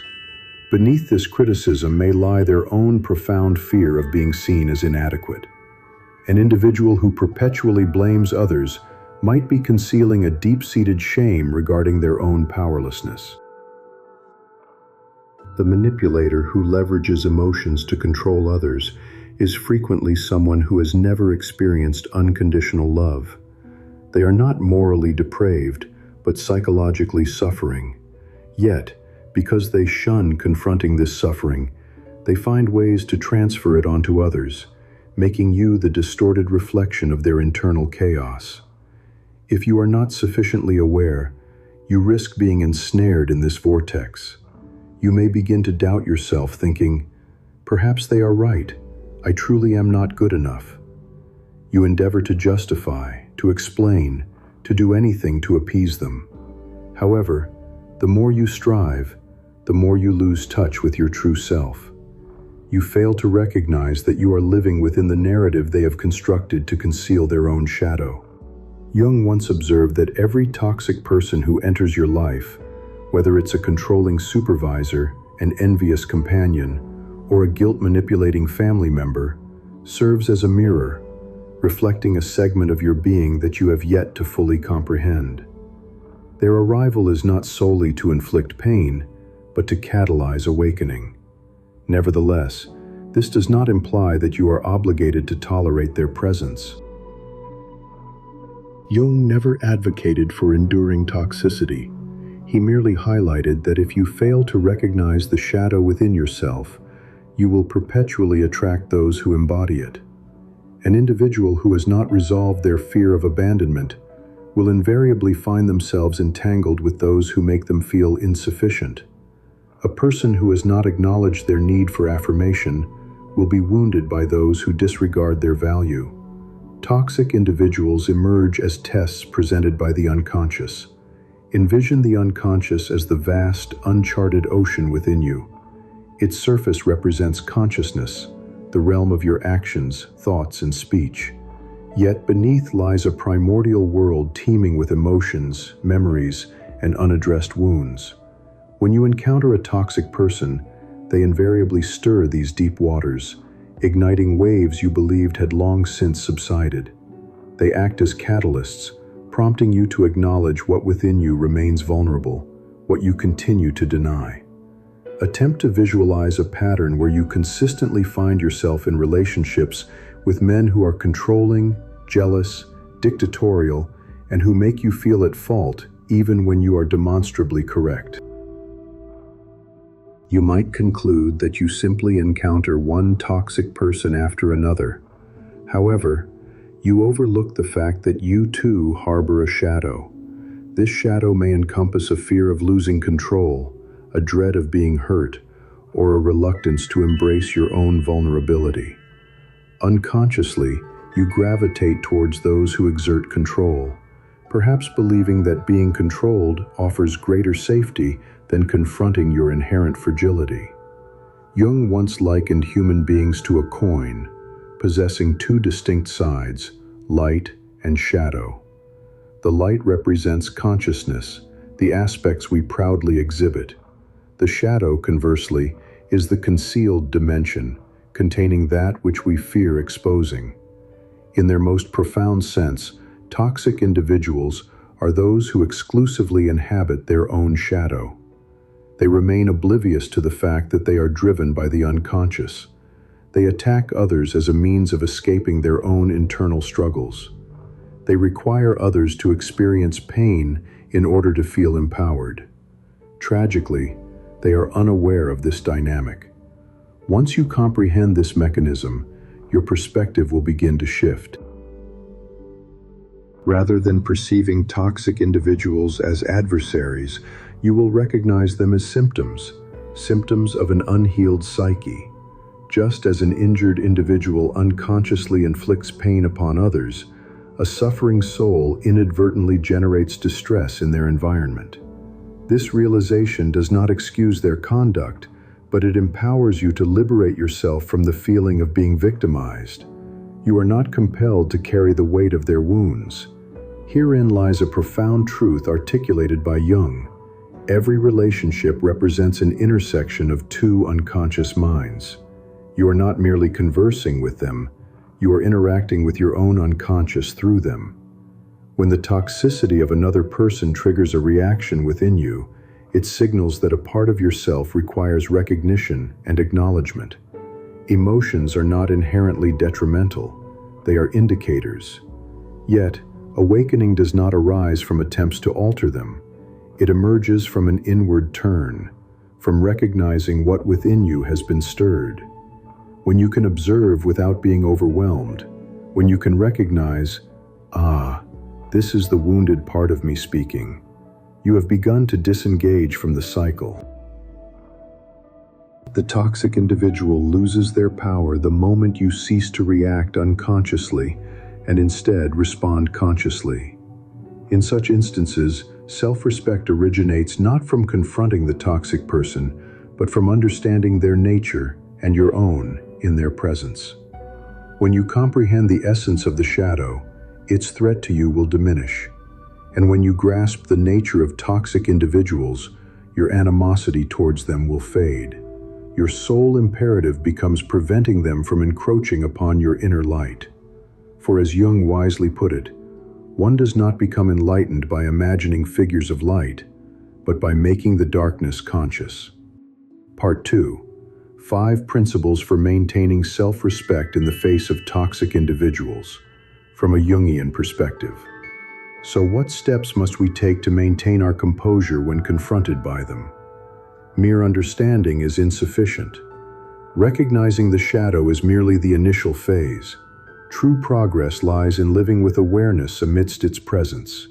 For in reality, even when we intellectually grasp that they are mirroring our own pain, our emotions still surface, and our instincts urge us to retaliate. It is precisely in these moments that self-respect is put to the test, not through resistance, but through awareness, not by triumphing over others, but by preserving one's own integrity.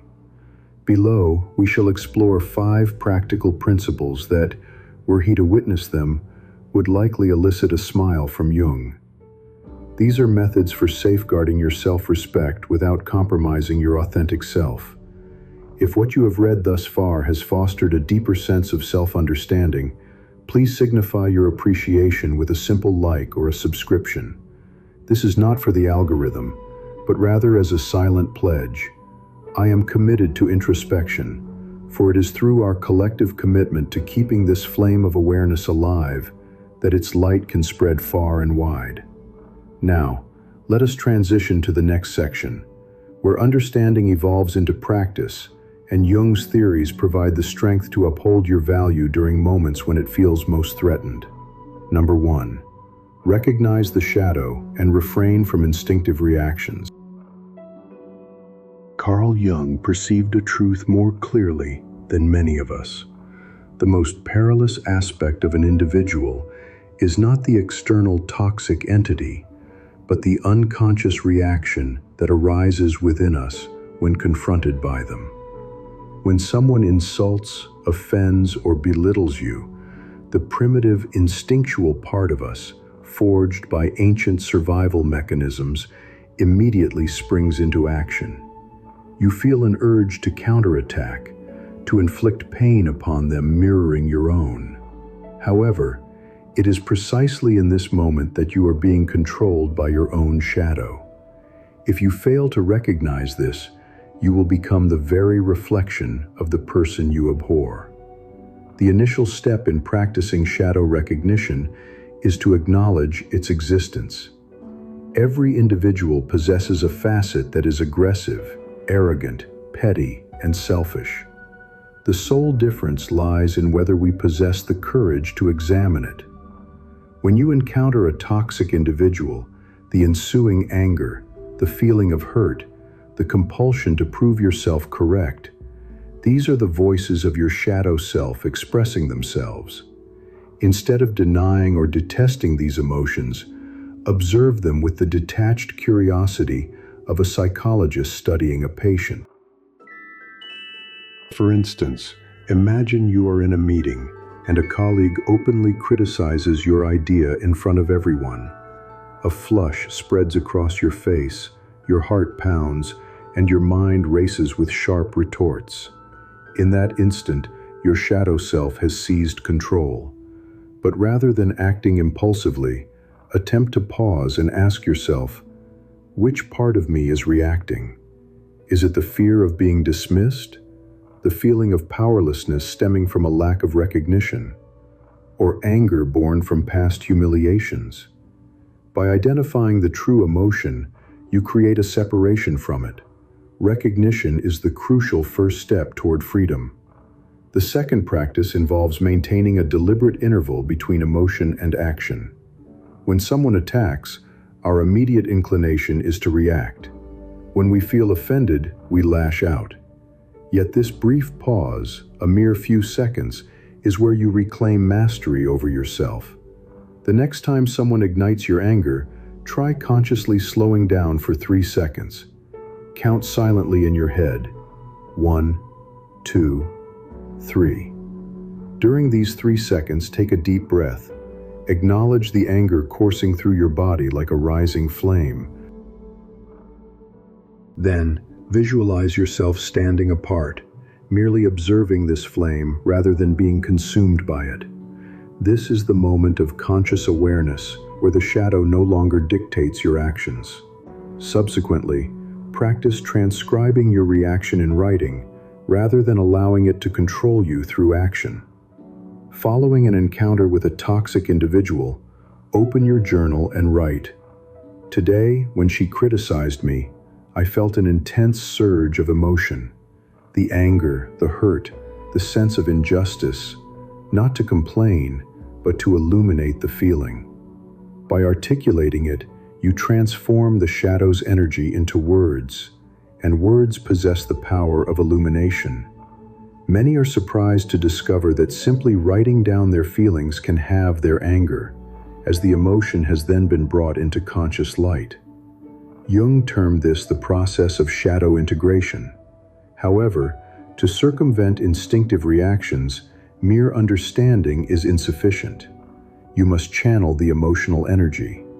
Emotions do not vanish through suppression. They merely change form, often manifesting as tension, anxiety, or unexpected outbursts. Therefore, permit yourself to release the shadow consciously. This can be achieved through writing, drawing, meditation, or even physical movement. Some Jungian therapists advise their patients to engage in active imagination, visualizing a conversation with their shadow self as if it were a distinct entity. You can close your eyes, picture the shadow seated before you and say, "I see you. I understand your anger. I know you seek retribution, but I will not allow you to steer this vessel." This dialogue is not mere fantasy. It is a method of bringing the unconscious into the light, thereby diminishing its influence. Another contemporary practice is full emotional presence. When you feel wounded by a toxic individual, instead of rushing to analyze or respond, simply remain still and fully experience the emotion within your body. The burning in your chest, the pang in your stomach, the rapid heartbeat. This is your body communicating with your mind. Allow it to speak. Breathe through the sensation. Emotions, like waves, subside within a few minutes if you do not resist them. By pausing to feel, you refuse to react. You choose presence over conflict. And for Jung, this signifies awakening. If you wish to delve deeper, try meditating with your shadow. This is not meditation aimed at dispelling negative emotions, but rather at coexisting with them. Close your eyes. Visualize a scenario where you encounter your shadow self, perhaps as a figure, a symbol, or a face. Ask it, "What are you trying to protect me from?" Most aggressive, defensive, and angry responses are protective mechanisms of parts within us that have experienced deep wounds. When you listen rather than resist, the shadow begins to dissolve. For the shadow is not vanquished through defeat, but through understanding. Refusing instinctive reactions does not equate to suppression. Suppression is a harmful silence, whereas refusal is a conscious stillness. When others belittle you, instead of immediately defending yourself, observe which part of you feels the urge to retaliate. Pause and consider, if I respond now, am I acting from instinct or from my essential self? Each time you choose conscious silence, you cultivate the most profound spiritual strength, mastery over yourself.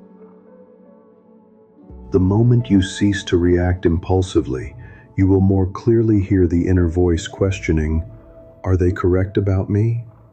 And that is when the true challenge commences. It is no longer a test of anger, but a test of faith in your own inherent worth. From this point onward, The journey ahead involves not merely restraining reactions, but upholding your identity amidst attacks. For only when you prevent others' opinions from piercing your inner sanctuary can you achieve true freedom. Number 2. Separate your identity from the attacks. No one is truly immune to the sting of being hurt. Regardless of your inner strength, a single, precisely aimed word can cause you to falter within seconds. Criticism, a contemptuous glance, a cold silence, all possess the power to erode your self-esteem if you permit them to penetrate your deepest core, your identity. However, this only occurs when you overlook a fundamental truth. You are not defined by how others perceive you. You are the one who perceives yourself. Carl Jung once stated, "The self is not only the center but also the entire circumference, embracing both the conscious and the unconscious." When someone attacks you, they are not truly damaging your essence. They are merely striking the ego, the most vulnerable component of your entire psychological framework. The ego craves recognition, validation, and love. The true self merely seeks understanding. Your task, therefore, is not to protect the ego, but to return to the self, where attacks hold no dominion. So, how do you put this into practice in your daily life? Begin by listening without internalizing. When someone criticizes you, rather than reacting immediately, visualize a transparent glass pane positioned between you and them. Their words may echo, and you will hear them clearly, but they will merely strike that pane and dissipate. You still perceive and acknowledge what is said, but you do not allow it to penetrate your inner being. The initial feeling might be one of hurt, but when you refrain from adopting that emotion as your own, it will naturally fade. This is the practice of non-identification awareness, a skill Jung considered fundamental to mature consciousness. This practice does not involve denying reality, but rather repositioning your perception. When someone declares, "You are utterly useless," you have two options.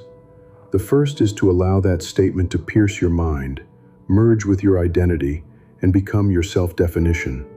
I am useless.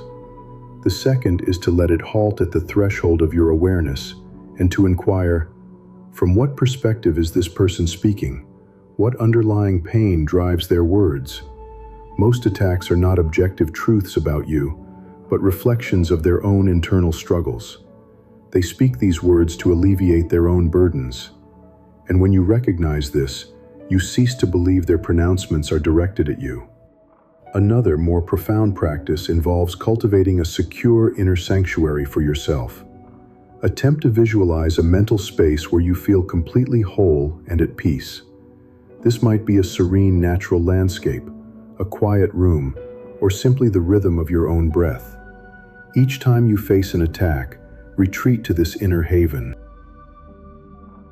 Inhale and silently affirm, "This is me." Exhale and state, "What they say is not me."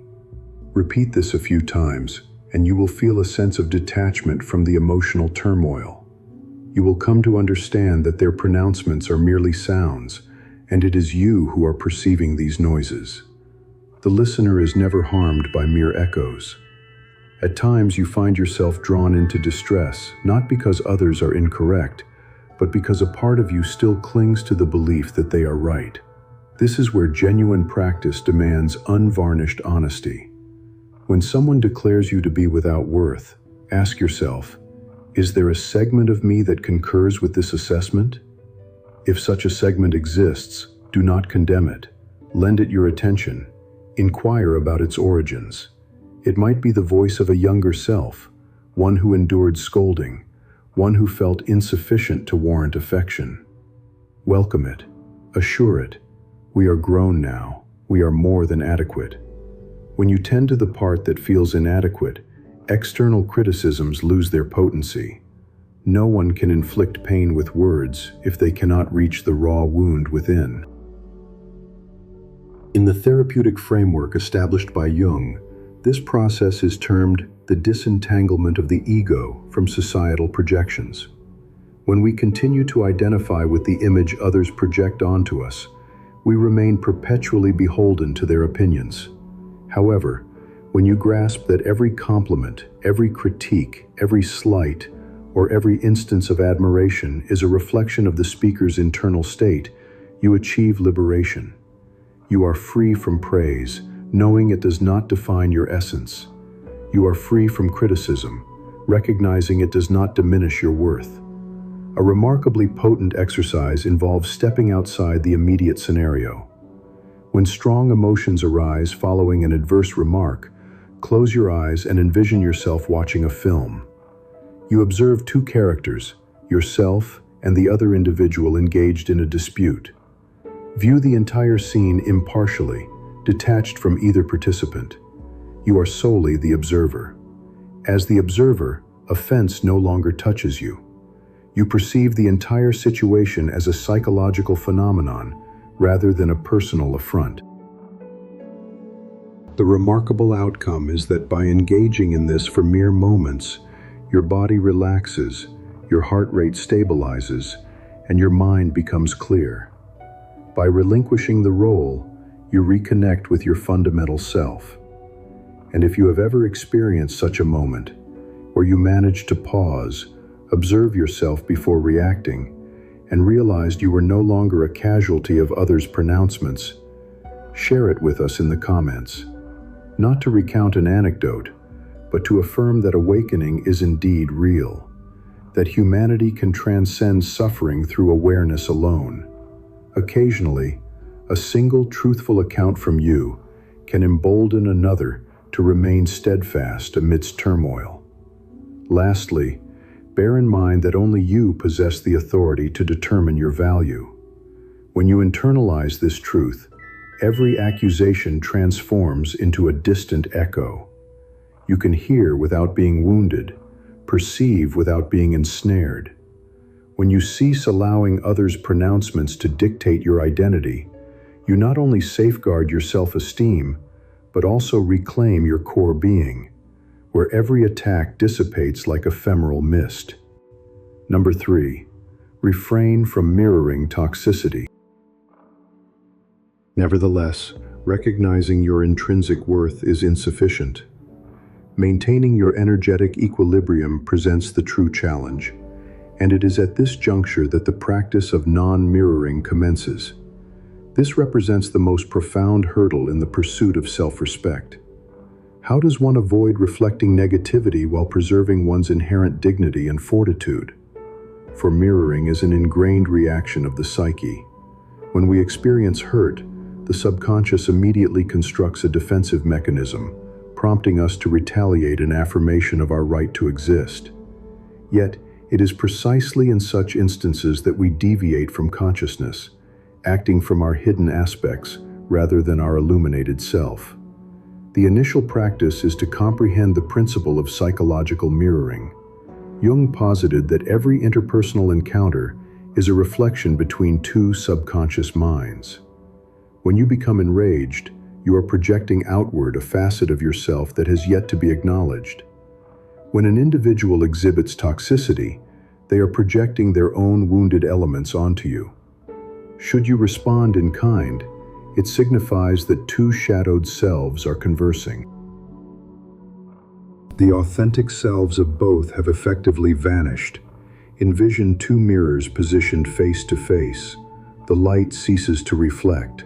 Only an unending series of repeated images endures. The subconscious operates in a similar fashion, generating cycles of reaction and hurt until one party possesses the awareness to cease. Consequently, cessation becomes a spiritual act, not an indication of weakness or surrender, but a deliberate choice to abstain from becoming a conduit for negativity. An individual who has undergone psychological awakening will not ponder how to make another recognize their error, but rather, how can I avoid becoming that which I detest? This distinction delineates the boundary between those still operating within the unconscious and those who have stepped into the light of their true selves. Consider an illustration. One morning you arrive at your workplace and a colleague offers a mocking remark. perhaps implying you are tardy due to excessive self-admiration. Normally, your instinct would be to retort, "Better to be punctual with no purpose than late with a clear one." While you might experience fleeting satisfaction, that feeling rapidly becomes burdensome as you recognize you have just succumbed to their game. This time, attempt a different approach. Pause for a second. Meet their gaze directly. Offer a faint smile and state, "You appear rather weary today. I trust everything is all right." Then, turn away. No anger, no sarcasm. You have just accomplished what the ego abhors most: non-reaction. This is precisely how you break the mirroring cycle. The toxic individual finds no leverage to persist, as you have provided no point of attachment. An effective practice involves observing the emotion precisely at the moment it surfaces. When someone insults you, instead of contemplating your response, shift your inquiry to, "What is my body experiencing?" You may notice warmth spreading through your chest, a constriction in your throat, or trembling in your hands. Acknowledge these sensations. Breathe deeply and simply tell yourself, "This is anger, not me." By naming the emotion, you have dissociated yourself from it. You are no longer the mirror reflecting, but the individual gazing into it. Another more profound practice is to dissolve the mirroring through conscious compassion. This is not facile. However, when you perceive the underlying pain that fuels toxic behavior, animosity gradually dissipates. This is not to condone their actions, but to understand the underlying mechanism. An individual who habitually belittles others may have themselves been subjected to such treatment. A person who constantly needs to prevail may harbor a deep-seated childhood fear of failure. When you recognize this, rather than mirroring their negativity, you are left with a singular feeling: "Ah, they are suffering." From this perspective, you maintain your composure. This compassion does not denote weakness. It signifies the highest form of self-respect, as it demands sufficient strength to resist contamination. There will be occasions when you feel compelled to speak in your own defense. However, remember that mirroring extends beyond words to the very energy you emanate. If you speak to prove your point, you remain ensnared in their dynamic. If you speak from a place of clarity, you dismantle it. Therefore, endeavor to communicate with the energy of your core self, calm, clear, and devoid of retaliatory emotion. Instead of asserting, "Do not speak to me in that manner," try, "I will not continue this conversation." Maintain a tone that is concise, decisive, and free from animosity. The edifice of mirroring crumbles when you refrain from returning the hurled brick. The world is replete with individuals exhibiting toxic tendencies. However, what truly matters is not the quantity you encounter, but the extent to which they can penetrate your being. If they merely affect your ego, you will react. But if you live from your essence, their assaults strike emptiness, akin to an arrow shot into the void, causing no harm, merely falling ineffectually. At this stage, you are not merely defending yourself, you are embodying the principle of individuation. You are the person who knows their identity, understands their needs, and no longer requires external validation to safeguard them. And this is precisely where we transition to the subsequent stage, establishing boundaries, the behavior of an individuating individual. Number 4. Establishing boundaries is the hallmark of an individuating person. The act of setting boundaries is first and foremost an exercise in consciousness, not opposition. It does not originate from a desire to teach them a lesson, but from the introspection, which value within me requires safeguarding. When someone transgresses a limit, we frequently focus on their actions, on what they uttered and what they did. However, from a Jungian perspective, the process of boundary setting turns inward, not outward. It illuminates our internal boundaries with greater clarity. What causes us pain? What sustains us? What makes us feel as though we are fading away? Imagine your psyche as a dwelling. Each visitor brings their unique energy, fragrance, and emotional state. If you are unaware of how to secure the entrance, they will enter and depart at their whim, leaving disarray in their wake. Establishing boundaries is the art of managing that entrance.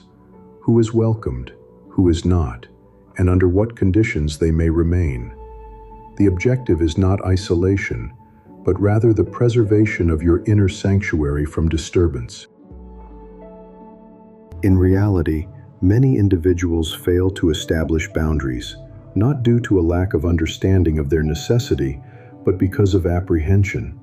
The fear of being disliked, the fear of being perceived as selfish, the fear of losing the acceptance that they believe love is contingent upon. However, as Jung astutely observed, fear is indicative of our continued existence within the shadow of the persona, the social facade we adopt to elicit affection and recognition.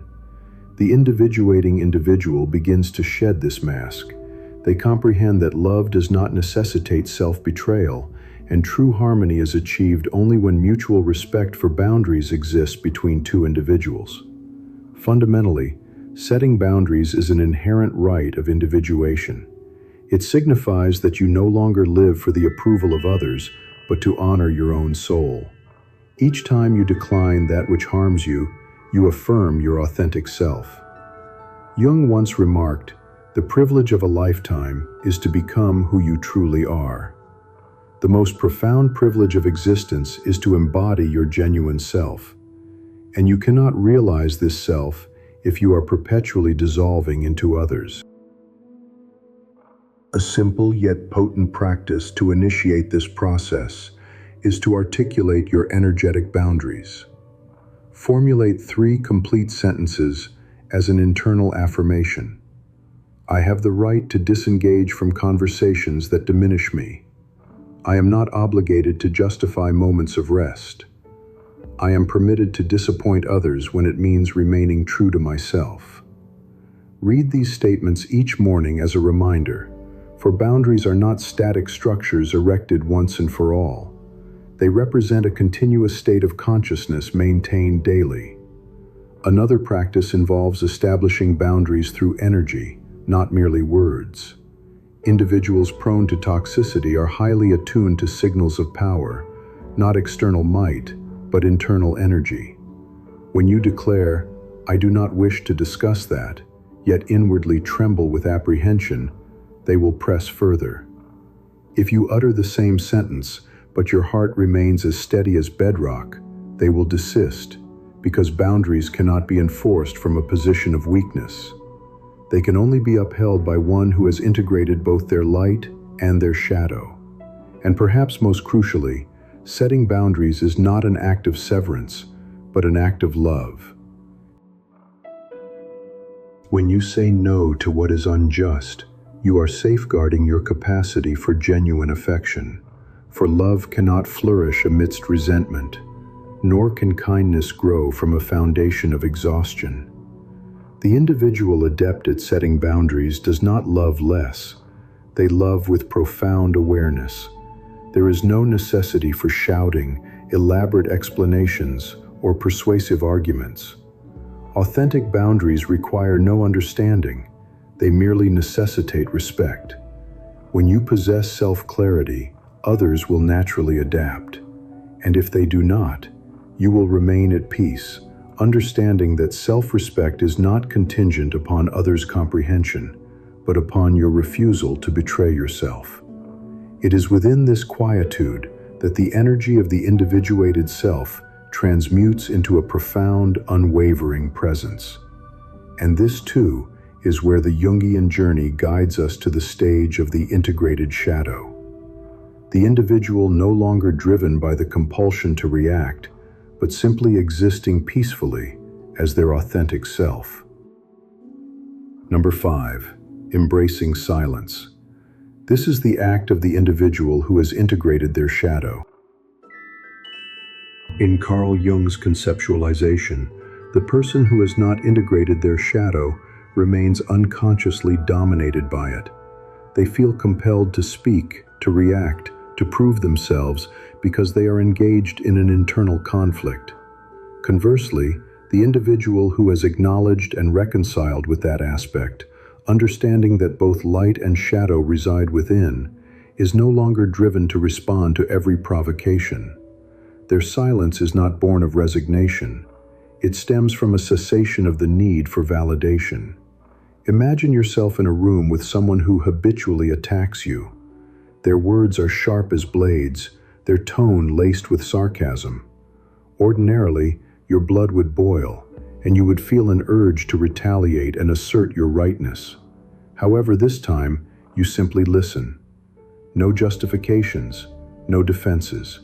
You meet their gaze directly, breathe deeply, and choose silence.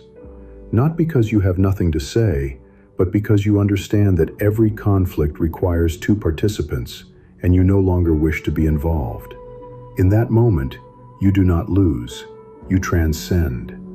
Embracing silence is the embodiment of transformed energy.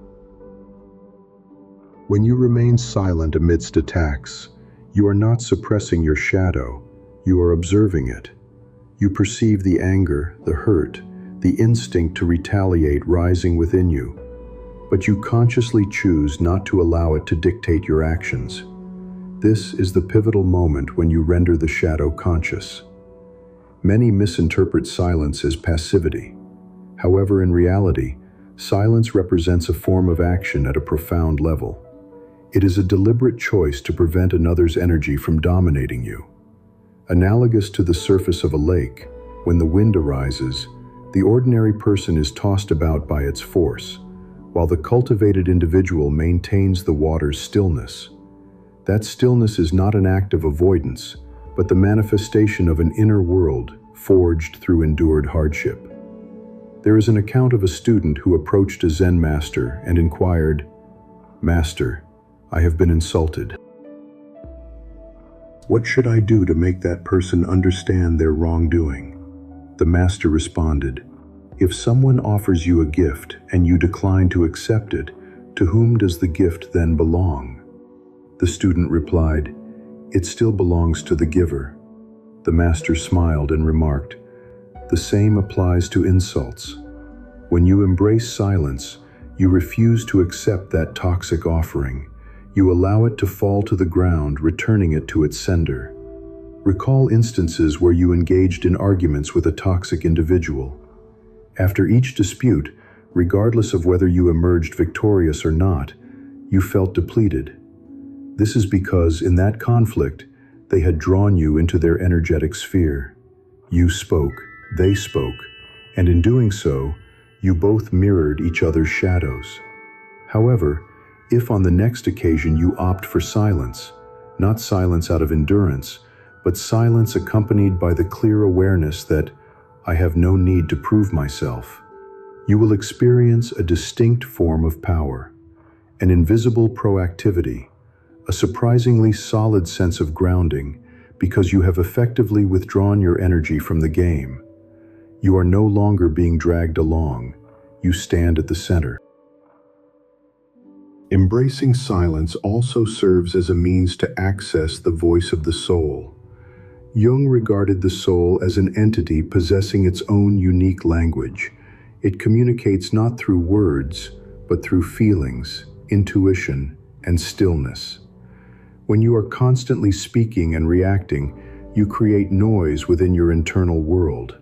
However, when you cultivate silence, you begin to perceive what lies deeper, what you genuinely feel, what you truly require, and toward what you genuinely aspire.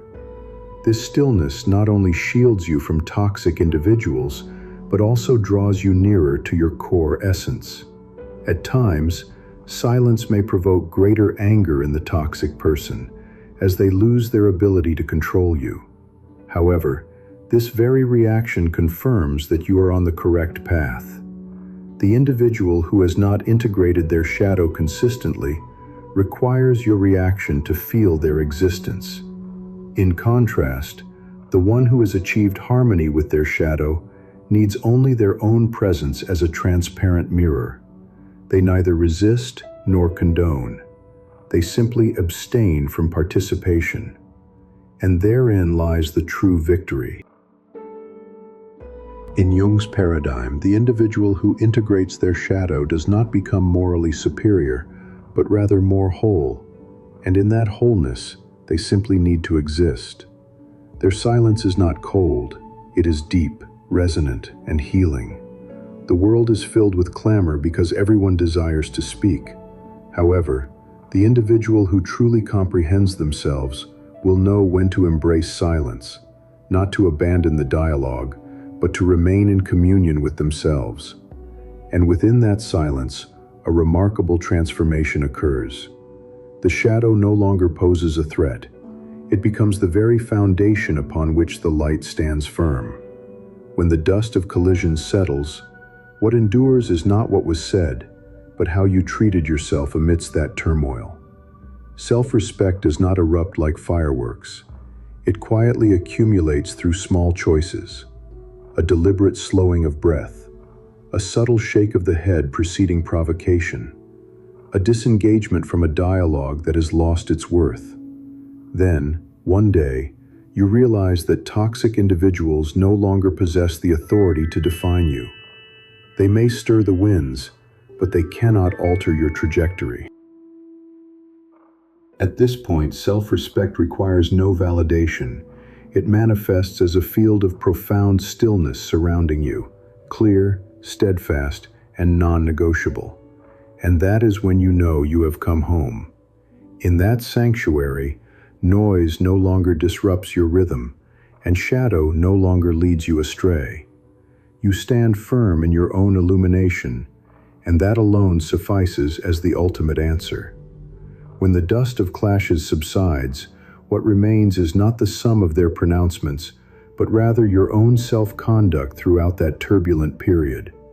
Self-respect does not explode with the brilliance of fireworks. It gradually accrues through subtle decisions, a decelerated breath, a nearly imperceptible shake of the head in the face of provocation, a conscious step away from a conversation no longer deemed worthwhile. Consequently, one day you will discover that individuals prone to toxicity no longer hold the power to label you. They may agitate the air, but they cannot divert your course. Self-respect at this juncture demands no proof. It presents itself as an aura of tranquil composure, clear, unyielding, and inviolable. And it is then that you recognize your return to your fundamental essence. In this state, external din ceases to disturb your equilibrium, and the shadow no longer misdirects you. You stand resolute in your own inherent luminescence, and that alone is sufficient as a definitive answer. However, there are times when, even after mastering self-protection, establishing boundaries, and integrating your shadow, something peculiar transpires. You begin to experience a pervasive lack of interest, not specifically in toxic individuals, but in virtually everything. The pursuits that once ignited your passion, the objectives you diligently worked towards, the aspirations that illuminated your path, all start to recede, much like morning mist. This prompts the question, have I regressed? Have I lost myself once more? But Jung would offer a different perspective. He would assert that what appears as loss is in fact preparation. What feels like emptiness is in reality a process of clearing. For there are distinct phases in life that can seem profoundly enigmatic. You may not feel sadness, pain, or crisis, yet you find yourself quietly disengaging from all your previous preoccupations. The activities that once thrilled you now fade like an ethereal veil. Even the dreams that formerly energized you seem to dim, as if they belonged to someone else. At first glance, one might conclude that one is declining, weakening, or losing motivation. However, Jung presents an alternative viewpoint. When you begin to lose interest in all that is not the ultimate, it signals the initial stage of a new beginning. The subconscious invariably leads the way. It draws you away from elements whose purpose has been fulfilled before guiding you toward anything novel. And this transition is not overt. It offers no prior warnings. It simply renders those things that once held significance suddenly devoid of flavor. If you find yourself no longer aligned with past aspirations, former associates, or familiar settings, remain engaged with this discourse, as it is highly probable that you are not forfeiting your life, but rather disentangling yourself from a version of yourself whose role has been completed. In today's discourse, we will navigate through the 6 most discernible indicators that you are entering an entirely new phase of your inner evolution, a phase that Jung perceives as the threshold to your own renaissance. Are you prepared to discover that what you mistook for decline is, in fact, the nascent stage of awakening? Let us commence. Number 1. The dissolution of established values. The collapse of old values heralds the preparatory phase for the emergence of the new self. There are moments in life that appear distinctly peculiar. You awaken in the morning and regard the things that once captivated you, but now, everything simply drifts past your vision, as if it were a blank canvas. There is no sorrow, no elation, no resistance, but a pervasive sense of emotional neutrality. The goals you once pursued with relentless determination suddenly feel devoid of meaning. The plans for which you dedicated an entire year to prepare now appear indistinct, like a forgotten dream. You sit and observe everything, asking yourself, why am I no longer interested in anything? And it is precisely at that juncture, when you feel as though everything is unraveling, that Carl Jung would posit, no, this is when everything is commencing. This waning of interest is not a marker of decline.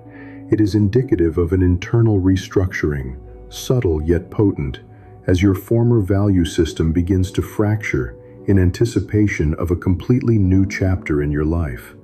Jung posited that the human psyche is not subject to random alteration.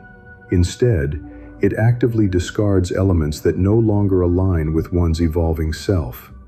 A primary indicator of this transition is a pervasive sense of disinterest in matters that once held profound significance. As Jung himself observed, achieving clarity of consciousness is invariably accompanied by a degree of discomfort. Just as an adult outgrows a fascination with childhood playthings, a maturing psyche cannot indefinitely remain captivated by aspirations conceived by a previous iteration of oneself. A woman who once centered her existence on seeking external validation might awaken to discover that the drive to constantly prove herself has lost its allure. Similarly, a man who once equated his self-worth with financial accumulation may find himself weary of the relentless pursuit of achievement. This phenomenon does not signify a depletion of life's impetus. Rather, it indicates a departure from a value system that has reached its natural conclusion. Reflect upon a period in your life when you felt a distinct sense of estrangement from your own being. Perhaps you once cherished a particular occupation, only to find yourself unable to articulate a compelling reason to continue. Or maybe a cherished circle of friends, whose repetitive exchanges you no longer wish to participate in, suddenly felt alien. Many recount achieving objectives such as acquiring a home, purchasing a vehicle, or attaining a prominent professional standing, only to experience a subsequent ennui that extinguished any desire for further striving. This is not attributable to ingratitude or a lack of fortitude. It stems from the soul's entry into a new developmental stage where prior values are no longer sufficient to foster its advancement. A viewer of this channel recounted a decade spent ascending to a managerial position within a large enterprise. Upon achieving this goal, a grand celebration was held, yet merely 3 months later, he felt as though he were living another person's life, having completely lost his former enthusiasm. The decline was not due to a deterioration of his work circumstances, but rather a subtle, unnoticed shift in his internal value framework. He described one evening sitting in his car outside the office for over an hour, not out of animosity, but because he could not formulate a convincing rationale for entering. This waning of interest served as the initial signal of an internal reorientation, as the nascent self began to assert its presence. Jung referred to this as the precipice phase, a form of creative dissolution. Just as an old structure must be dismantled to facilitate the construction of a new one, an established value system must yield to provide a stable foundation for the emerging self. This sense of apathy is the inaugural sound of that construction, not tumultuous but undeniably present.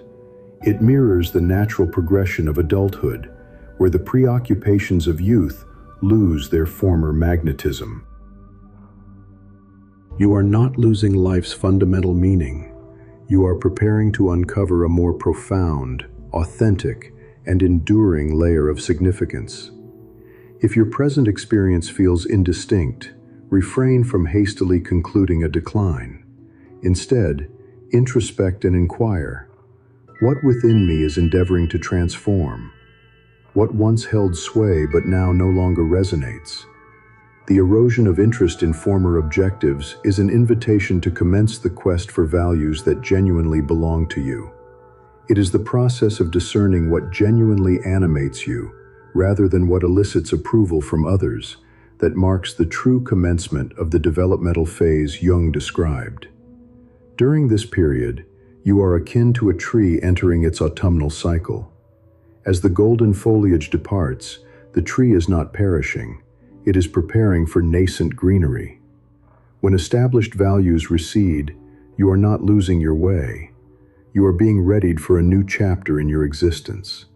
The very moment you perceive a numbness towards all things is precisely when the earth beneath your feet is being prepared for the sowing of new seeds. Therefore, remember that apathy is not an endpoint, but an overture to renewal. Should this discourse resonate with a personal experience of no longer fitting your established values, consider sharing a brief reflection in the comments.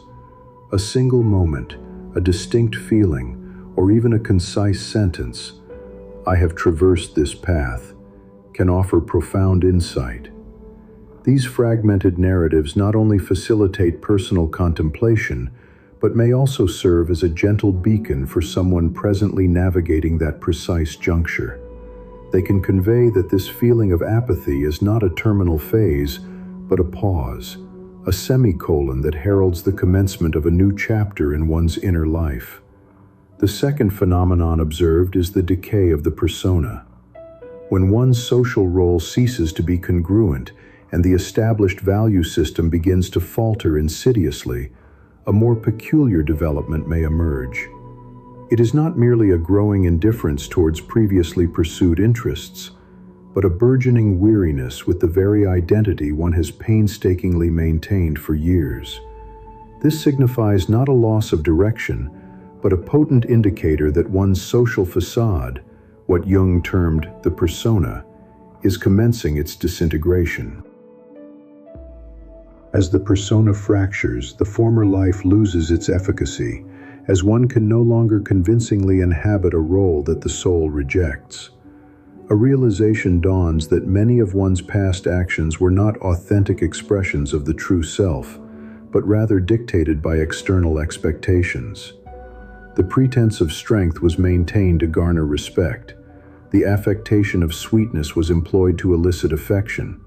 The simulation of busyness was practiced to feel valued. These assumed identities adhered so rigidly that they became indistinguishable from one's core being. However, with the collapse of the old value system, the persona loses its anchor. As Jung famously stated, the ultimate privilege of a lifetime is to become one's authentic self. You will no longer derive satisfaction from accolades associated with a fabricated role, nor will you find exhilaration in actions designed solely to impress others. The compulsion to prove oneself dissipates. This attenuation of interest does not stem from a decline in life's quality, but from the fundamental truth that your soul has ceased its willingness to perform. I recall a woman named Lena, then aged 35, renowned within her organization for her remarkable agreeableness. She consistently presented a cheerful demeanor, offered positive affirmations, adeptly mediated conflicts, and consistently prioritized the needs of others above her own. However, in her 7th year at the company, a disquieting sensation began to manifest. During meetings, colleagues continued to anticipate her gentle disposition, her assent, her acquiescent nods. Yet, she felt a growing resistance, a difficulty in articulating the very phrases she had once uttered with ease. On one occasion, a colleague jested, "Without Lena, this department would crumble. Who else would smooth over everyone's issues?" The room erupted in laughter, but Lena did not share in their amusement. In that instant, she recognized a profound realization. She no longer wished to be the perpetual peacemaker. The pretense of amiability, solely for the purpose of being liked, had run its course. Her burgeoning weariness was not a consequence of any shift within her professional environment, but rather a direct result of her persona reaching its expiration.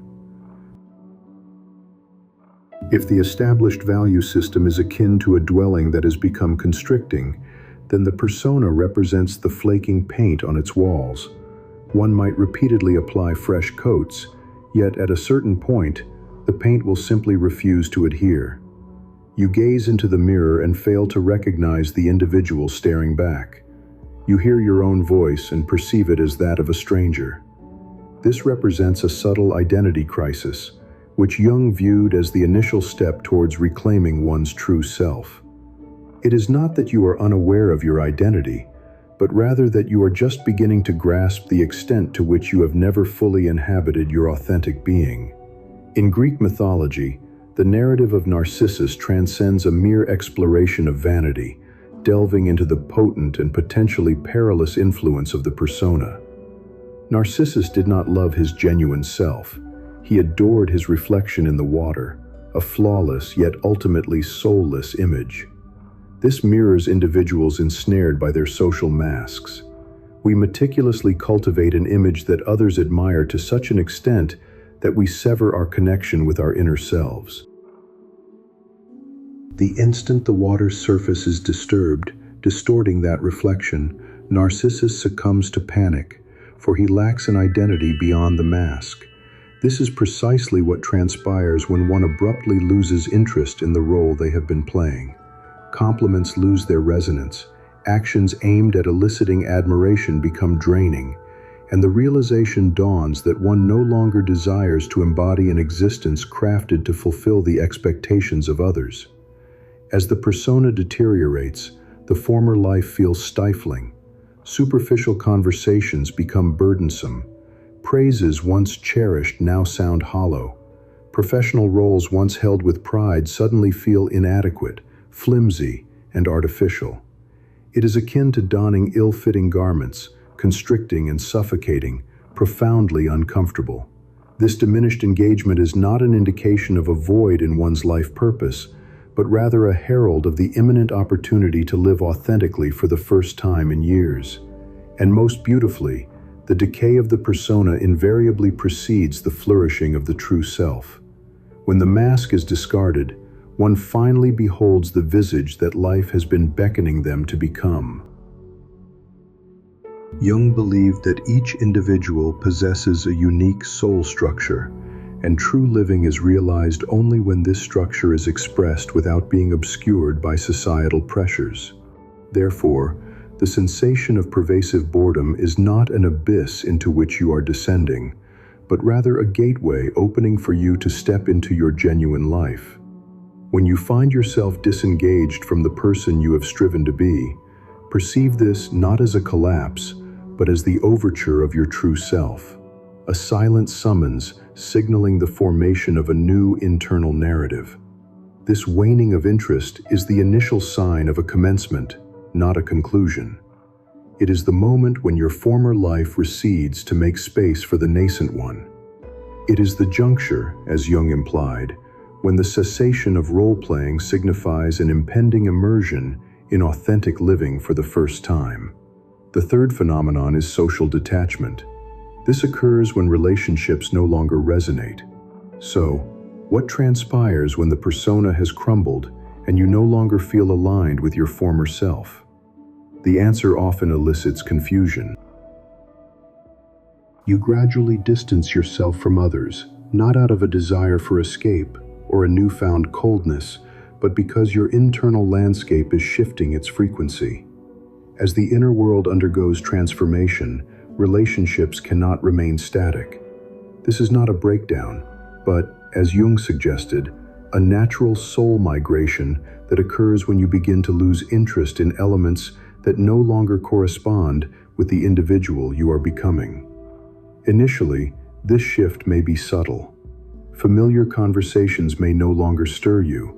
Jokes that once elicited laughter now pass through you, leaving no impression. Friends, family, and colleagues may remain unchanged, yet you feel as though you are observing them from a distance, as if a fine pane of glass separates you from the world. You are present, you listen, you comprehend, but the vital connection is absent. This is not apathy, it is evolutionary detachment. Jung once remarked, "The meeting of two personalities is like the contact of two chemical substances. If there is any reaction, both are transformed." When you cease to react to established connections, it signifies an internal transformation unfolding silently. In a Jungian therapy session, I heard the account of Anna, who was once the vibrant center of a social circle that reveled in drama. Their gatherings invariably revolved around interpersonal conflicts, betrayals, and veiled accusations disseminated through social media. Anna once found this engaging, feeling a sense of shared frequency as she offered counsel, analyzed situations, and even mediated disputes. However, as she underwent an internal evolution, these gatherings began to feel burdensome. Narratives that had once amused her now left her feeling hollow. When the group delved into discussing the latest interpersonal drama, Anna would simply sit and listen, feeling increasingly out of place. She experienced no anger, nor did she engage in arguments. Yet, with each departure from their meetings, she felt a profound certainty that she no longer operated on that particular frequency. This subtle yet decisive change caused her once familiar connections to loosen their grip, as she was no longer the previous version of herself that resonated with them. Neuroscience also offers an explanation for this phenomenon. When an individual undergoes internal restructuring, the brain initiates a reorganization of neural networks associated with bonding and social resonance.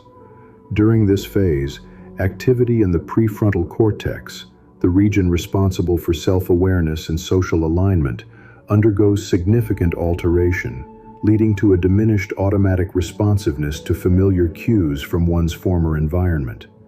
This engenders the sensation of no longer synchronizing with the established group, despite no outward change.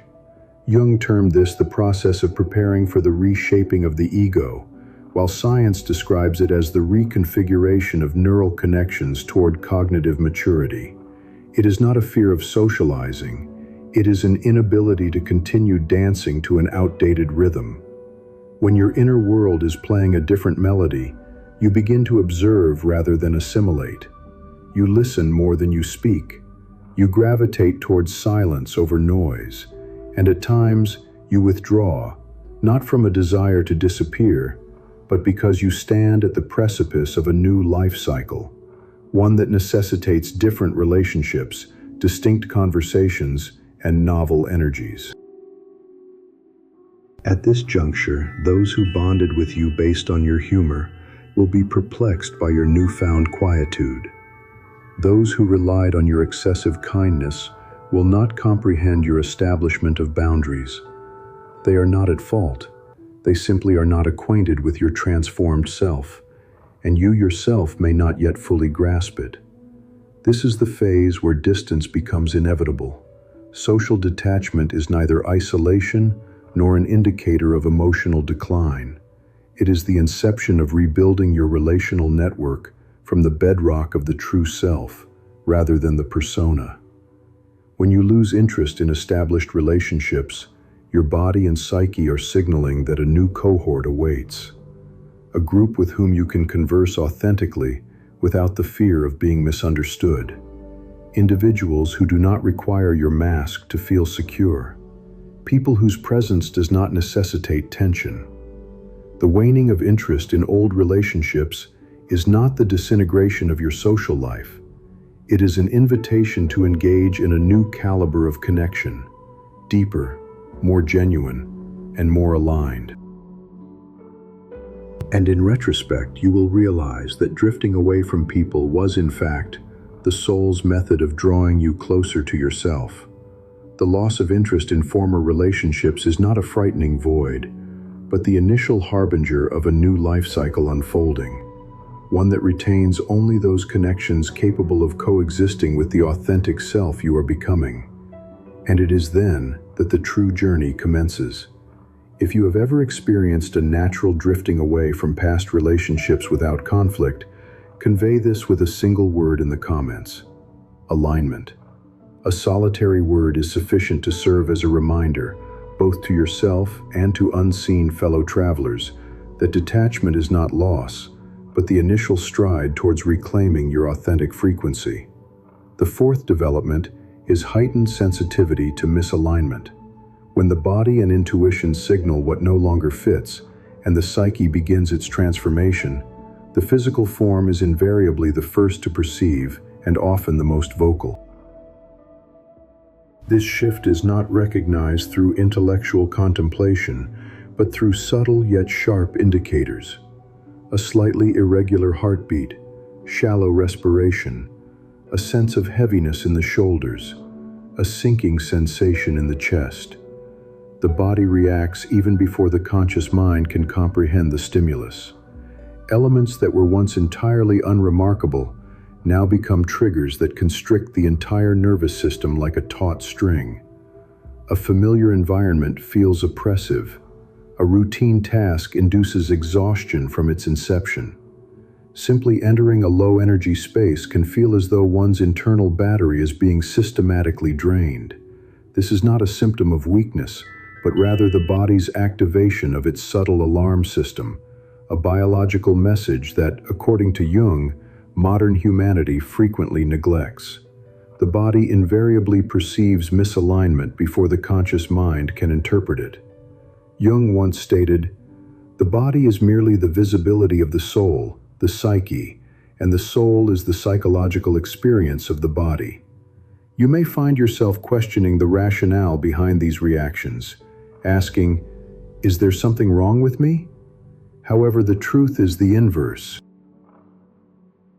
This is precisely when everything is, in fact, beginning. I encountered a young woman who consistently considered herself highly adaptable. She worked in a demanding, open, and high-pressure setting, and for several years she managed effectively. Yet, at a certain point, each morning upon entering the office, her body would exhibit hesitation. Her heart rate would accelerate, her palms would perspire, and at times the mere sound of the printer or the insistent tapping of keyboards would induce inexplicable tension. The external environment remained unchanged, but her physical response did not. She recounted, "It's not that I dislike the job. I simply cannot endure that environment for even another minute without feeling suffocated." After months of self-recrimination for perceived weakness, she finally recognized this as the initial indication that her inner life had ascended to a new plane, while her surroundings had ceased to correspond. This precisely encapsulates Jung's assertion that individuals begin to lose interest in things that no longer belong to them. The discordance between the internal and external worlds manifests initially through the physical body. The mind possesses the capacity to endure, rationalize, and compromise, but the body cannot. The body consistently offers the most truthful signal. This is not a matter of spirituality or heightened intuition. It is rooted in science. Numerous studies in neurophysiology demonstrate that the autonomic nervous system reacts with remarkable speed to a loss of synchrony between the environment and one's internal state.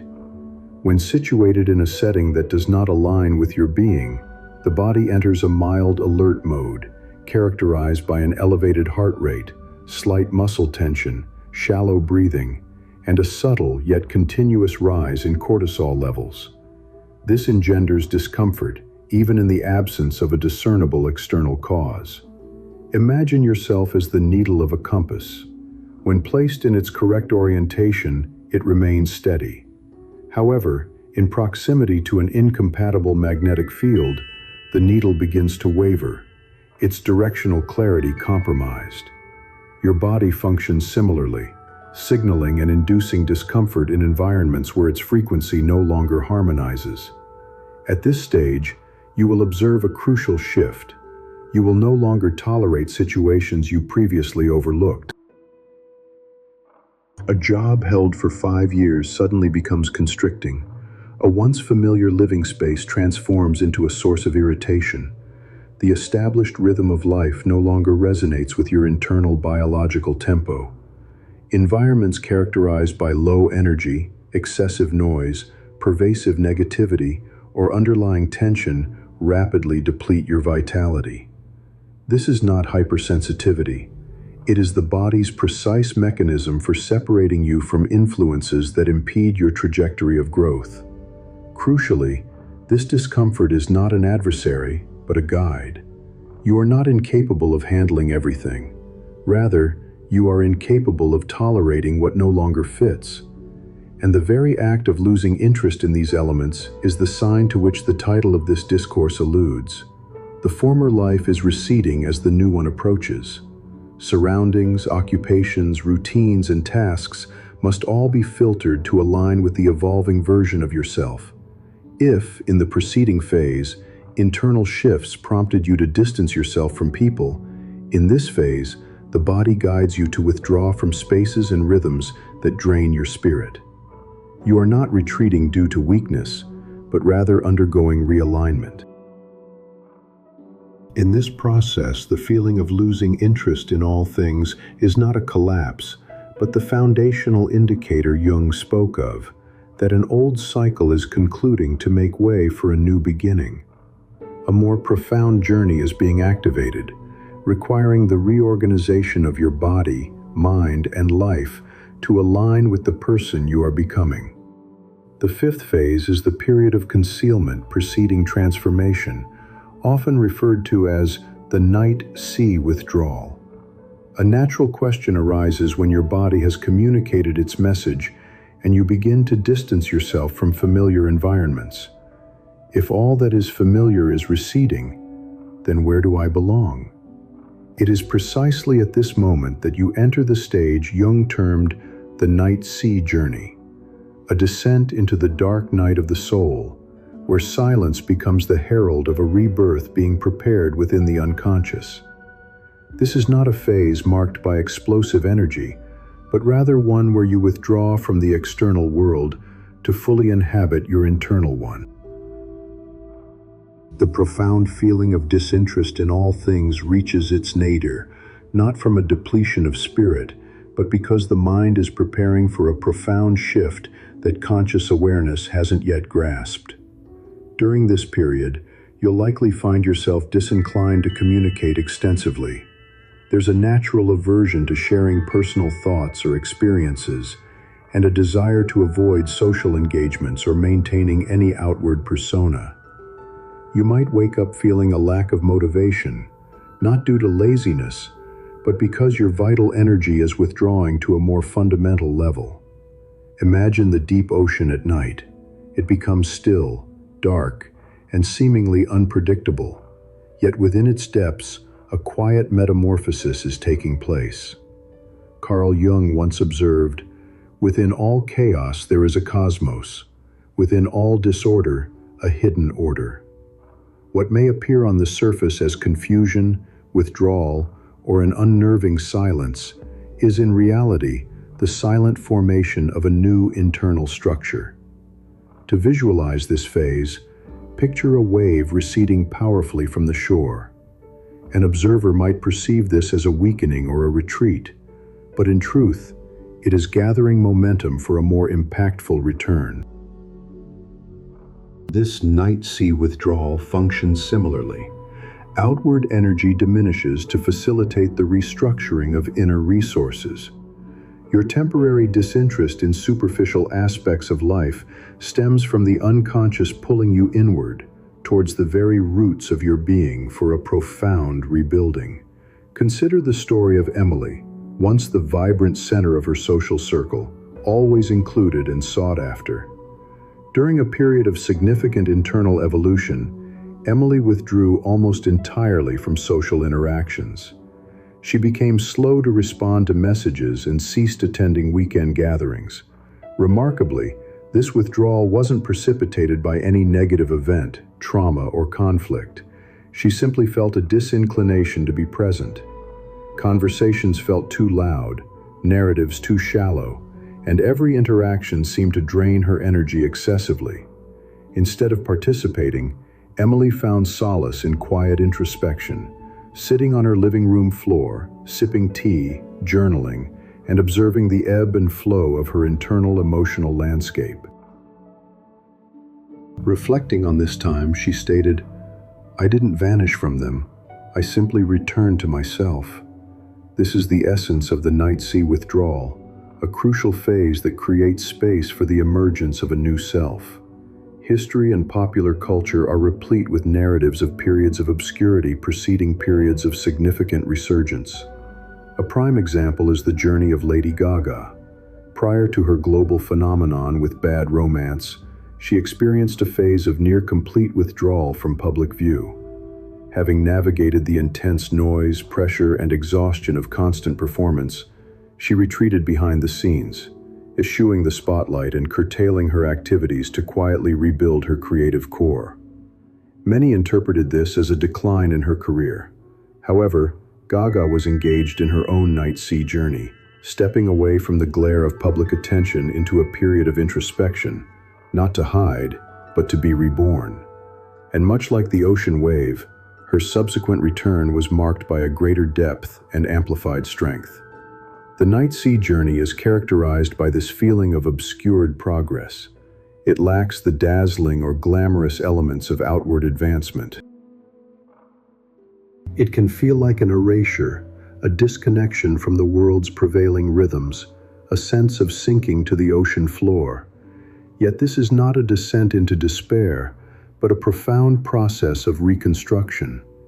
It is a space where old layers are shed, ingrained patterns are dismantled, and the psyche is purified from the impediments that once held it back. Crucially, this phase unfolds in profound silence. Your transformation is unseen, your destination unknown to others. However, within you, a singular truth crystallizes. You cannot revert to your former self. If in the preceding stage you experienced a detachment from people and places, in this phase, you detach from the very rhythm of existence. This is a time when the impulse to appear, to speak, to explain diminishes, replaced by a quiet inclination to slip into a sanctuary where your rebirth can occur undisturbed. The pervasive feeling of losing interest in everything serves as the final signal that you are entering the heart of your transformation. When you genuinely embrace the night sea withdrawal, you apprehend with deep certainty that this is not an end, but the conclusion of an old iteration of yourself. You do not fade to escape life. You withdraw to forge a new one. You do not sink to perish, but to connect with a foundational bedrock you've never previously encountered. From this bedrock, a new individual will emerge, deeper, more luminous, and more authentic. This is why Jung referred to it as the sacred night of the soul, recognizing that every significant beginning is nurtured in darkness before venturing into the light. If you resonate with the idea that periods of withdrawal, silence, and disappearance are not indicators of weakness, but essential precursors to profound renewal, please signify your understanding by liking this video. Each like not only supports this channel, but also serves as a gentle reminder to others that the inner journey, regardless of its quietude, holds inherent value, deserves respect, and is a reality for countless individuals, just like yourself. Number 6 marks the rise of intuition and the activation of inner guidance. Following a period of immersion in the night sea journey, you will begin to perceive a subtle yet distinct internal shift. While still in a state of withdrawal, a new current of energy will begin to flow within you. It will feel like a gentle breath permeating your soul. The pervasive sense of meaninglessness that may have previously prevailed will start to dissipate. Instead, small, curious, and delicate signals will emerge. These may manifest as sudden thoughts, feelings without discernible origins, or an inexplicable premonition that something is approaching. This is the stage Jung termed the rise of intuition, the moment when the unconscious begins to communicate with you as a silent guide, illuminating a path that conscious awareness has not yet discerned. At this juncture, you will likely observe an increase in synchronistic occurrences, seemingly random events aligning with perfect timing. You might overhear a sentence that profoundly addresses a question you've been pondering. A book might fall open to a page containing the precise answer you seek, or an old friend might reach out on the very day you are contemplating a significant decision. You will begin to feel as though an invisible map is guiding you, not from without, but from within the profound architecture of your psyche. Jung posited that intuition is not a mystical phenomenon, but the inherent language of the unconscious during the formation of a new self. The emergence of intuition is often so subtle that it eludes external observation, yet it is keenly felt by you. You will possess an innate sense when something is amiss, even if external validation suggests otherwise. You will know which direction to take, even in the absence of concrete evidence. You will instinctively understand when to cease, continue, remain silent, or speak. Intuition serves as the first glimmer of light after the deep night of the soul, not yet brilliant, but sufficient to indicate that you have ascended from the depths. I once spoke with Alana, who endured months of pervasive disinterest. She had resigned from her job, retreated from her social life, and felt unskilled in stagnation. However, one morning while walking without a specific destination, she experienced a compelling urge to enter a small cafe she had never noticed before. There was no rational explanation for this impulse. It was purely a felt sense of, I should go in. That very day, she encountered an individual in the creative field who presented her with an opportunity that became a pivotal turning point in her life. Ilana recounted, I wasn't searching for a new path. It found me. I simply followed the feeling. This is the nature of intuition. It is not forceful or clamorous, but rather a gentle nudge. If you cultivate sufficient stillness to heed its call, it will guide you to your rightful place.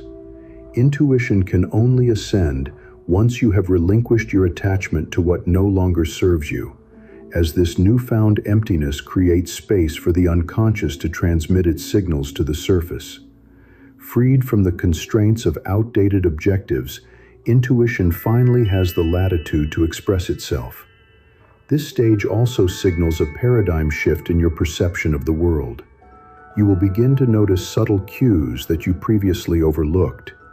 The unspoken messages conveyed by a person's gaze, somatic sensations experienced upon entering a new environment, or the faint vibration felt when exposed to a novel idea.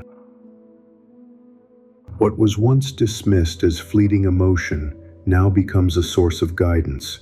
Strangely, this guidance is often remarkably accurate, to the point of surprising you. Jung once noted, intuition does not denote something contrary to reason, but something outside of the province of reason. This realm beyond reason is a signal that you are transitioning to a higher level of awareness. The rise of intuition is not about mystifying life, but about refining perception. When you are no longer swayed by influences that have lost their relevance, the mind achieves a clarity akin to a tranquil lake when the wind subsides. In this stillness, deeper currents finally reveal themselves. This is when you understand that your loss of interest was not a descent into futility, but the very beginning of perceiving what was previously invisible.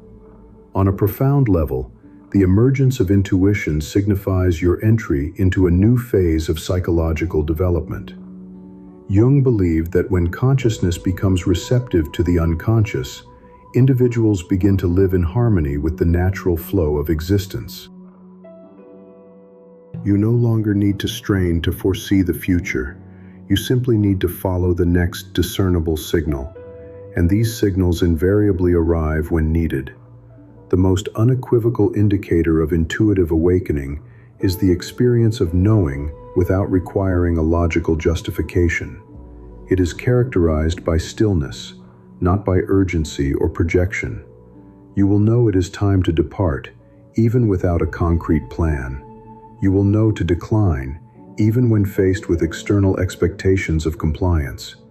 You will sense when someone is not a suitable companion, irrespective of their superficial attributes.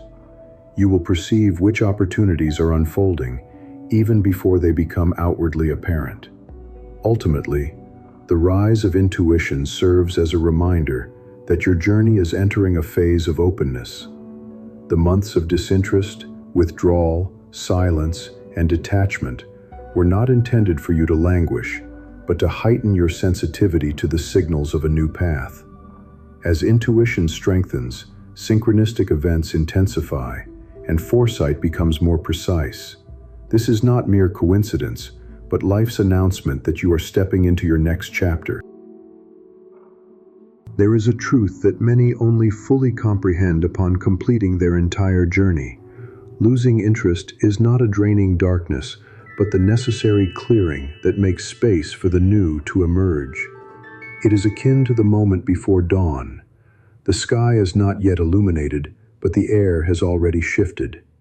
You may not yet see the path, but you can sense a movement. This movement is the soul, drawing you away from past limitations towards a broader, deeper, and more authentic chapter. Looking back, you will recognize that each stage that seemed like a decline, the collapse of your value system, the erosion of your persona, social detachment, heightened sensitivity to misalignment, the silent retreat of the night sea journey, and the subsequent rise of intuition were all processes of clearing the soil so that the new self could take root. And the most beautiful aspect of this transformation is that it never needs to be forced. It simply requires the courage to release what has fulfilled its purpose. If this video has helped you understand that losing interest is not a downward spiral, but essential preparation for elevation, please share your engagement. As we reach the conclusion of this exploration into the soul's layers, from silence to comprehension, from boundaries to metamorphosis, from loss to renewal, each stage represents a vital passage, and each moment a profound teacher. You have journeyed through Jung's landscape of the psyche, not with haste, but with the gentle pace of one who understands that genuine change unfolds in the tranquil intervals between breaths. As you now drift towards sleep, allow these truths to permeate the deeper recesses of your being, those parts that do not require immediate intellectual understanding, but can simply absorb, integrate, and grow in their own unfolding time. Your unconscious mind will continue this work in your rest, weaving connections, mending wounds, and preparing you for the emergent version of yourself that is already taking form in the quietude. Remember, you are not damaged. You are not lagging. You are precisely where you are meant to be at this moment, on this night, in this phase of your becoming. The path is not a straight line, but a spiral, and each time you revisit a familiar place, you return as a transformed, deeper, and more complete individual. If this journey has resonated with you, if these words have found a home within the quiet corners of your heart, consider leaving a subtle acknowledgement before you drift away. A like signals to the universe that this message holds significance. Subscribe to Jung at Night to continue traversing this path together, allowing these whispers of wisdom to accompany you through many more evenings of rest and contemplation. Offer a comment sharing just one word that encapsulates your current feeling, perhaps silence, becoming, understanding, release, or trust. Whatever word emerges for you, let it serve as your prayer, your intention, and your recognition that you are not alone in this unfolding process. These videos are created to remind you that the inner journey is sacred, that transformation is a tangible reality, and that somewhere out there, others are navigating similar paths, pondering similar questions, and becoming in their own uniquely beautiful and quiet way. So rest now, release your hold, and trust the process unfolding within you, even as you sleep. And when you awaken, you may notice a subtle yet undeniable shift, a sign that the work continues, that you are evolving, and that the soul never ceases its call to bring you home. Until we reconnect in another video, on another night, at another stage of this ever-deepening journey, sleep well, dear traveler. You are exactly where you need to be.